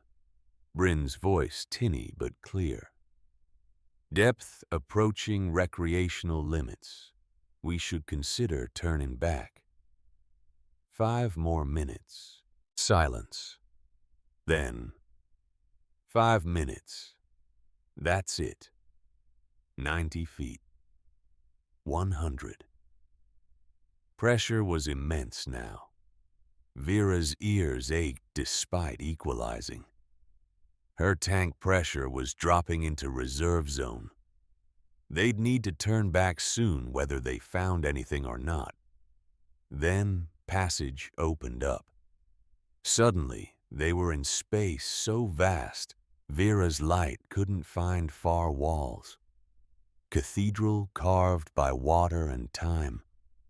Ceiling soared upward, lost in darkness. Floor dropped away into depths that made stomach clench. And water was absolutely impossibly clear. Bryn's light joined hers, sweeping across chamber. Mineral formations sparkled on every surface. Stalactites and stalagmites that had taken thousands of years to form. Natural columns of stone that looked carved by master sculptors. But it was water itself that took Vera's breath away. She could see through it like glass. Could see geological strata in walls. Could see formations 100 feet away with perfect clarity. This was it. Primary chamber. Heart of aquifer system. And it was untouched. Bryn was already pulling out sampling equipment, moving with focused intensity. This was what they'd come for. Proof that deep system remained pure, despite surface contamination. Vera swam slowly around chamber light, revealing details. Way water flowed. Inlet channels feeding fresh water from underground springs. Outlet channels distributing it through limestone network. Exactly as Jonah's blueprints showed. This wasn't just geological formation. It was a machine. Natural filtration system operating for millennia. Her grandfather had simply recognized it, tried to harness it, tried to prove nature's engineering could be protected and utilized without destroying it. Then Vera's light caught something that made her freeze. Metal. Rusted but still recognizable. Partially buried in silt at chamber's edge. She swam closer. It was equipment. Old equipment. Industrial grade. And it didn't belong to original quarry operation. She brushed silt away carefully. Metal came clear. Pumping equipment. Pipes. All bearing manufacturer stamps. She shone light on one of stamps and felt blood run cold. Voss Industrial Holdings, 1974. Bryn appeared beside her. Vera pointed at stamp. Even through mask, she could see Bryn's eyes widen. This equipment had been deliberately placed here, in deep chamber, before Quarry shut down. But why Vera examined pipes more carefully? They led to what looked like drilling apparatus. positioned directly over one of natural inlet channels. Understanding hit like physical blow. This was sabotage equipment. Voss hadn't just claimed Quarry was contaminated.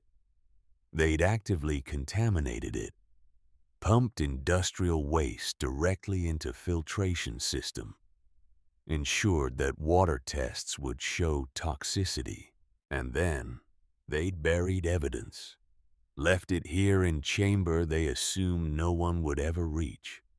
Bryn was frantically photographing everything: equipment, stamps, positioning, all time-stamped and GPS tagged. Legal evidence. Then she found something else.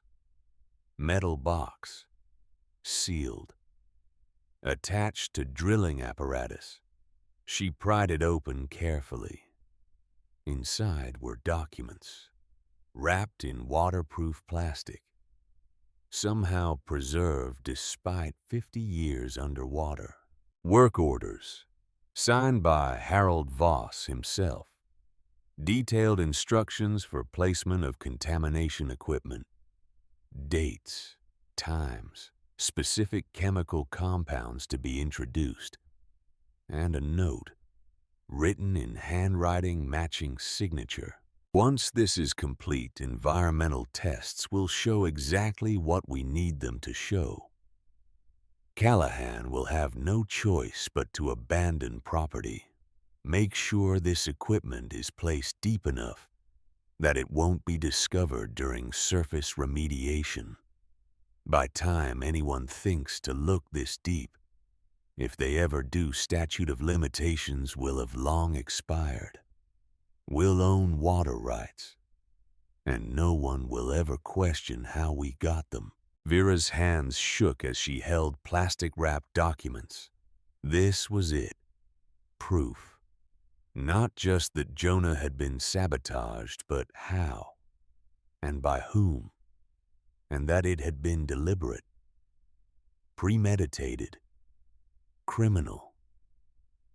50 years might have passed, but some crimes don't have expiration dates, especially when criminals are still profiting from them. Bryn's communication line crackled urgently. We need to surface, now. Tank pressure critical. Vera looked around chamber one more time, committing it to memory. Crystalline water, natural beauty, machine that nature built, and that her grandfather tried to protect. Then she carefully secured waterproof package in equipment bag and followed Bryn toward surface. They broke through contaminated layer, gasping. Fouled surface water seemed even more obscene now that Vera had seen what lay beneath. Like someone deliberately smeared filth across work of art, which was exactly what happened. Silas was waiting at edge. He reached down, helping pull them up. His face showed relief of someone who'd been counting every minute of 3-hour window. Did you find it? He asked. Vera pulled waterproof package from bag and held it up. We found everything. They spread documents across Vera's trailer floor. Work orders, installation instructions. Note from Harold Voss. All preserved by waterproof packaging that somehow survived 5 decades. This changes everything, Bryn said. Her voice shook slightly. This is direct evidence of environmental fraud, of deliberate contamination. Statute of limitations doesn't apply to ongoing fraud. And if Voss Development has been benefiting from water rights they obtain through criminal activity, those rights can be challenged. Will it hold up in court? Vera asked. I'm scientist, not lawyer. But I know evidence when I see it. And this is ironclad. Silas picked up one of work orders. His hands trembled as he read. My father knew. That's why they killed him. He must have found this equipment, understood what it meant. They couldn't let him talk. Silence that followed was heavy with 50 years of buried truth. What do we do now? Vera asked finally. We go public, Bryn said. We send this to every environmental agency, every news outlet, every regulatory body with jurisdiction. We make it impossible to bury this time. Voss will fight back. Let them. They can't fight facts. But Vera knew it wasn't that simple. Powerful people didn't give up power just because facts emerged. They fought. They obfuscated. They used money and connections and legal machinery to grind down anyone who challenged them. Just like they'd ground down Jonah. Unless. We need more than just us, Vera said slowly. We need people who can't be ignored, who have credibility, who've been watching for something like this. Who did you have in mind? Vera pulled out phone. Her blog now had over 50,000 followers, people who'd been following story, who'd invested emotionally in this fight, who wanted to see truth revealed. Everyone, she said. She started writing. Not blog posts this time. Call to action. Within hours, she'd posted everything. Photos of sabotage equipment, scans of work orders, full story of what they'd found and what it meant. She named Voss Development, named Harold Voss, named Garrett Voss. She laid out entire conspiracy. 50 years of fraud, of stolen water rights, of environmental crimes buried and forgotten. And she asked for help. Response was immediate. Comments flooded in. Shares multiplied. Within 3 hours, post had been viewed 200,000 times.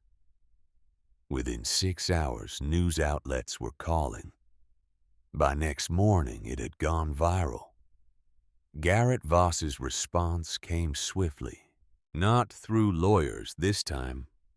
He came in person. Black SUV pulled up to Quarry with 3 other vehicles following. Expensive cars. Serious people. Voss emerged with entourage that screamed money and power. But his expression wasn't confident anymore. It was tight, controlled. Face of someone whose carefully constructed world was cracking. Miss Callahan, he said. His voice was level, but Vera could hear strain beneath. We need to talk. I'm done talking.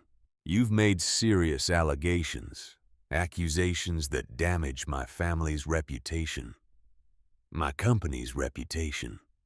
I've presented evidence. Evidence that's been underwater for 50 years. That could have been planted. That could be fabricated. Bryn stepped forward. I'm Dr. Bryn Hargrave, certified hydrogeologist. I collected that evidence personally. It's been photographed, GPS tagged, and chain of custody documented. 3 independent labs are analyzing samples right now. If you want to claim fabrication, you're going to need better arguments. Voss's jaw tightened. This property is still classified as environmental hazard. Inspection in 5 days will confirm that. And at that point, regardless of whatever conspiracy theories you're spreading, county will have grounds for seizure. Surface contamination that you dumped 3 days ago. Vera kept voice calm. We have that documented too. Time-stamped video from trail camera I installed after my trailer was searched. Shows your trucks, your people, your chemicals. For first time, Voss's control slipped, just for second. But it was enough. You're making a mistake, he said quietly. You don't understand forces you're challenging. My family has been part of this state's infrastructure for 3 generations. We have relationships, resources. We can make this very difficult for you. More difficult than living in my car. More difficult than watching my grandfather's work destroyed. More difficult than seeing my family's legacy buried for 50 years. Vera stepped closer. She was half his size, half his age, with fraction of his resources. But she met his eyes without flinching. You've already taken everything I had to lose. That makes me dangerous. Because people with nothing left don't back down. They fight. And they don't stop fighting until truth comes out. Voss stared at her.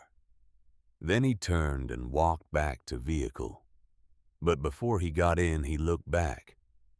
Inspection is in 5 days. We'll see what truth emerges then.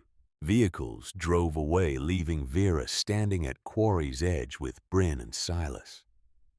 He's gonna make a move, Silas said. Something big. They're desperate now. Let them be desperate, Vera replied. We have 5 days. Let's make them count. They worked around clock. Bryn contacted every environmental expert she knew. Sent evidence to federal agencies. Submitted reports to EPA. Documented everything in triplicate. Vera kept posting. Daily updates. Videos of restoration work. Interviews with Silas about what happened in 1974. Blog following grew to 100,000. Then 200,000. Media requests poured in. Local news. State papers. National Environmental Magazine wanted to do feature. Story was getting too big to bury. On day 3, something unexpected happened. Man arrived at Quarry, elderly, probably in his 80s, moving slowly with cane. He identified himself as Robert Morrison, retired engineer. I worked for Voss Industrial in 70s, he said. I was part of team that installed that contamination equipment you found. Vera's heart skipped. Are you willing to testify to that? I'm dying. Cancer. 6 months, maybe less. Morrison's voice was steady. I've carried this for 50 years. Watched Harold Voss get rich off stolen water rights. Watched his son inherit empire built on fraud. I told myself it was just business. Just following orders. But it was murder. Those men who died, they died because we sabotaged that quarry. He pulled out folder. Old. Yellowed. I kept copies of everything. Insurance, I told myself.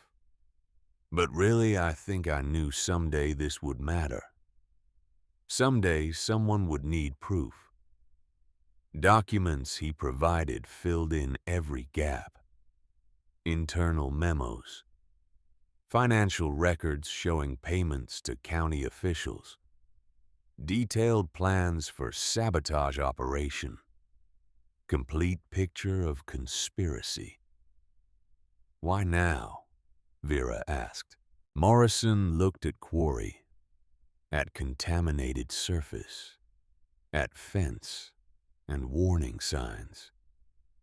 Because I read your blog. Read about what your grandfather tried to do, what my company destroyed. And I realized this was my last chance to make one thing right before I go. He handed her folder. Use it. Finish what Jonah started. Don't let them win. On day 4, federal investigation was announced. EPA was opening formal inquiry into Voss Development Corporation's water rights acquisition. Department of Justice was reviewing evidence of environmental fraud. Garrett Voss held press conference, denied everything, called allegations baseless, claimed political persecution. But his stock price was falling. Partners were distancing themselves. Empire built on stolen water was beginning to crack. And then Vera discovered something that changed everything. She was reviewing Jonah's documents again, looking for anything she might have missed when she found a map. Not of Quarry, of Pennsylvania. With 6 locations marked, 6 quarries, 6 abandoned sites, all classified as environmental hazards, all shut down in 70s, all owned at one time by people who'd later sold to Voss Industrial Holdings. Bryn pulled up property records, cross-referenced dates, built timeline. Pattern was unmistakable. Voss hadn't just destroyed Jonah's quarry. They'd done this 6 times, 6 different operations. 6 different families forced out. 6 different pieces of land sitting over valuable aquifers, all following same playbook. Sabotage, contamination, fraud. Systematic campaign to control water rights across state. This is massive, Bryn whispered. This isn't just about your grandfather. This is conspiracy that affected dozens of families, hundreds of people. Vera stared at map, at 6 red marks, each one representing buried promise, destroyed dream, family's legacy stolen. We need to contact them, she said. The families. Anyone who lost land to Voss. Anyone who's been living with this for 50 years. They started making calls, posting on forums, reaching out through Vera's blog. Responses came slowly at first, then faster. People who'd lost family land. Children of workers who'd died in mysterious accidents. Engineers who'd been forced to falsify environmental reports, all with pieces of story, all with evidence, all who'd been told to stay quiet and move on. By day 5 morning of inspection, they had it all. Network of fraud spanning 5 decades, documented, corroborated, undeniable, an alliance of families who'd lost everything, finally ready to fight back. Inspector arrived at 8 a.m. sharp. She was woman in her 40s, professional and thorough. She introduced herself as Elena Rodriguez from County Environmental Office. Vera had expected someone in Voss's pocket, someone predetermined to find violations and justify seizure. But Rodriguez's eyes were sharp and curious, not eyes of someone going through motions. I'll need to take water samples from multiple locations, she said. Test for contamination levels. Verify site classification. Of course, Vera said. But there's something you should see first. She brought Rodriguez to trailer. Showed her everything. Documents from underwater chamber. Morrison's testimony. Water analysis from deep system. Pattern of fraud across multiple sites. Rodriguez listened without speaking. Took notes. Asked pointed questions. When Vera finished, Rodriguez was quiet for a long moment.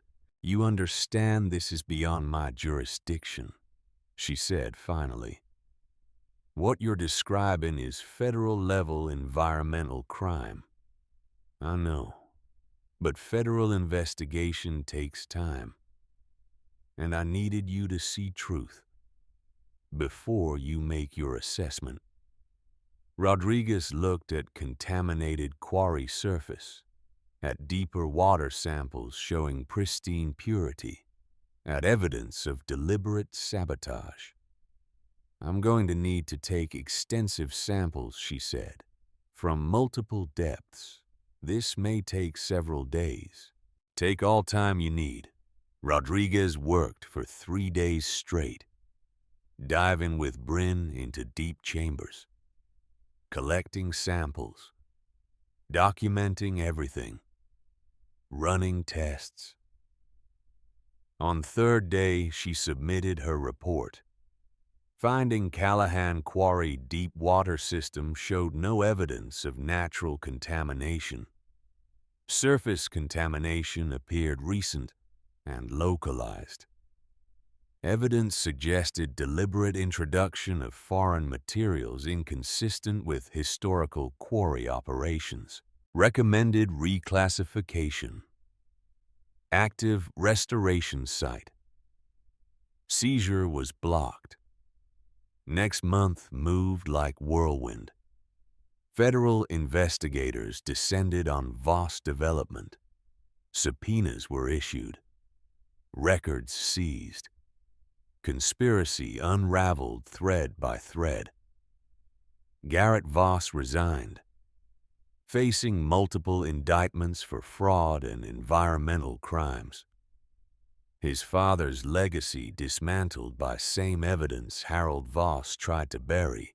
6 families whose land had been stolen filed class action lawsuit, seeking return of stolen property and damages, using evidence Vera uncovered as foundation of their case.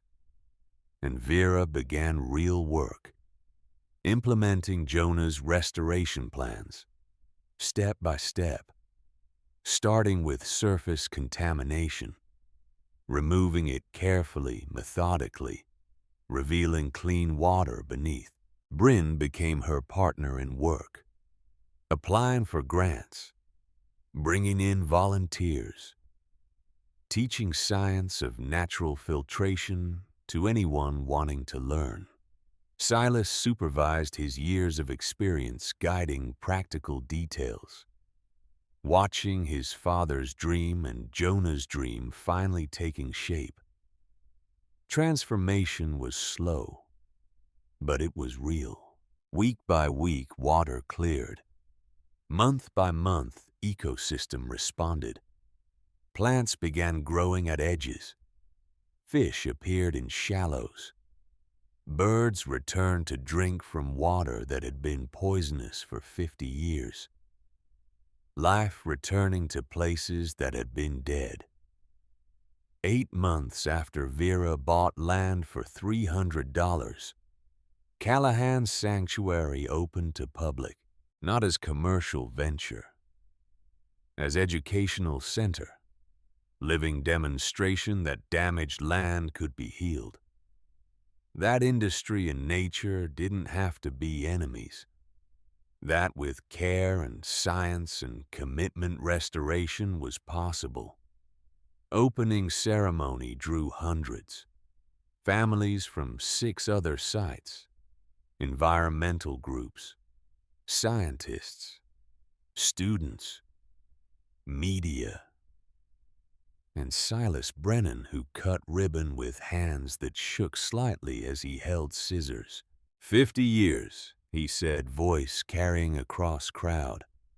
50 years these waters have been silent. 50 years truth has been buried. Today we remember what was stolen. We honor those who died trying to protect this place. And we celebrate what's been restored. He paused, looking at Vera. My father believed in what Jonah Callahan was trying to build. He died for that belief. For 50 years I thought that sacrifice was meaningless, that they'd lost and nothing could change that. His voice strengthened. I was wrong, because one young woman refused to accept that loss, refused to let past stay buried, refused to stop fighting even when every rational person told her to give up. He smiled.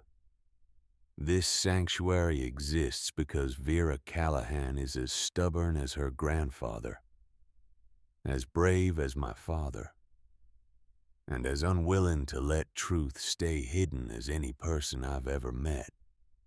Applause was thunderous. Vera stood at water's edge, looking out at what had been created. Clear water reflecting blue sky. Platforms where visitors could see into deep chambers.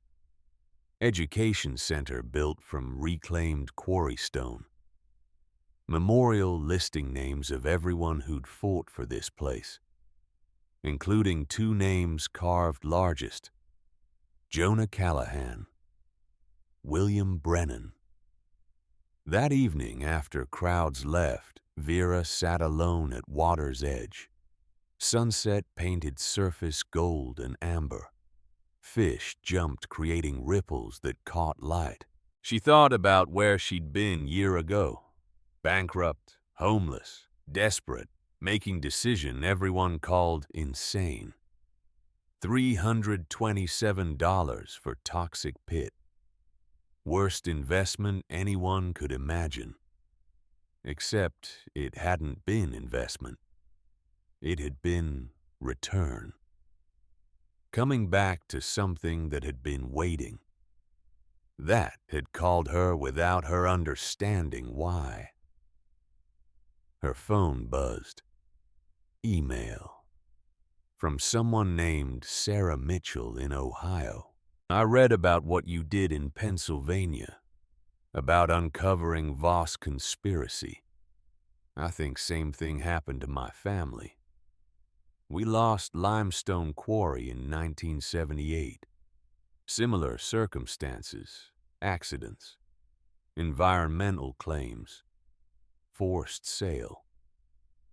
I have some old documents my grandfather left.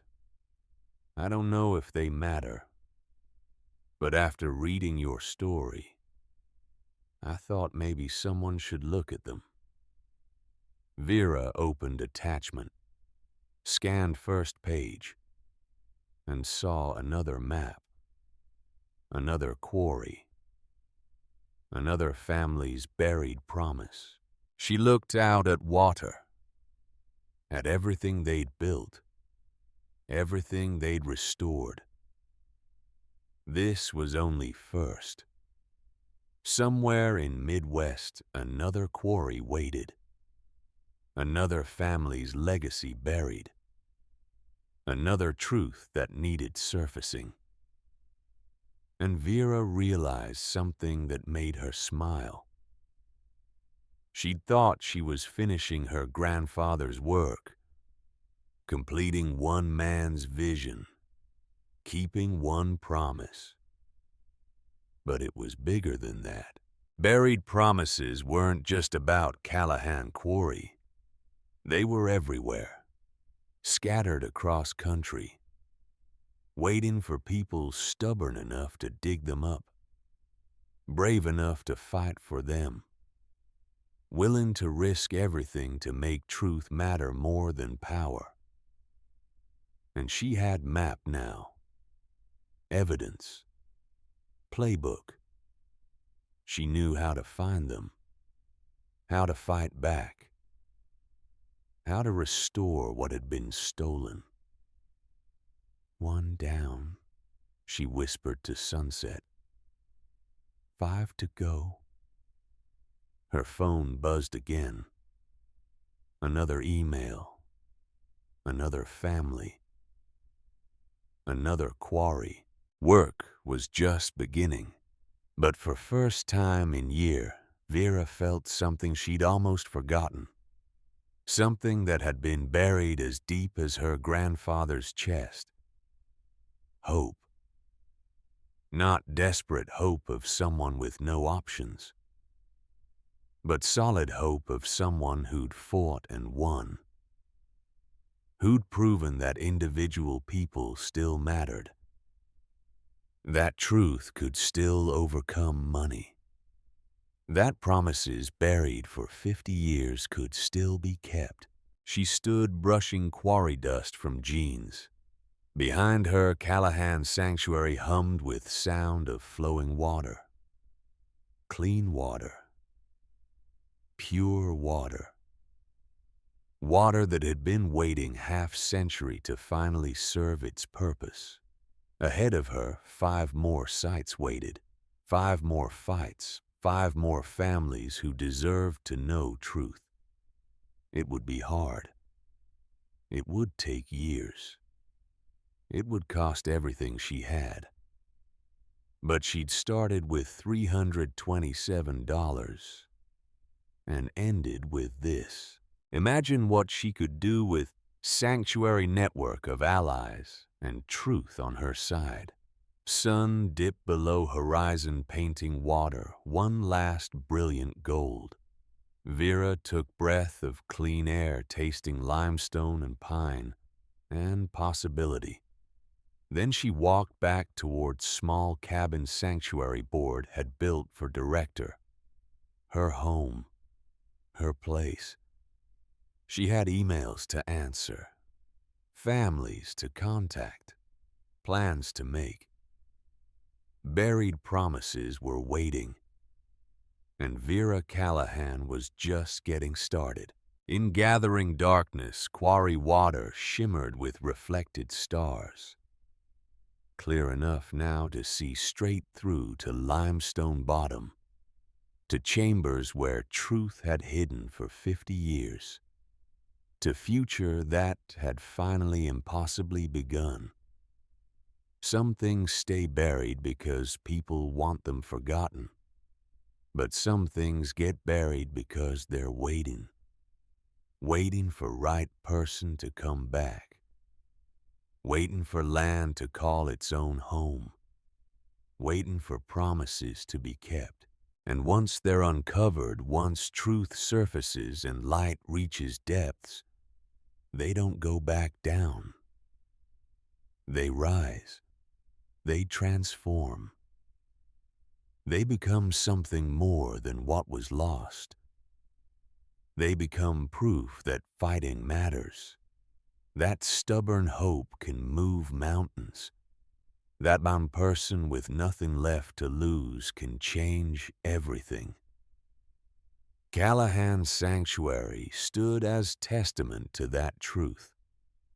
And somewhere in Ohio, another quarry was waiting to prove it again.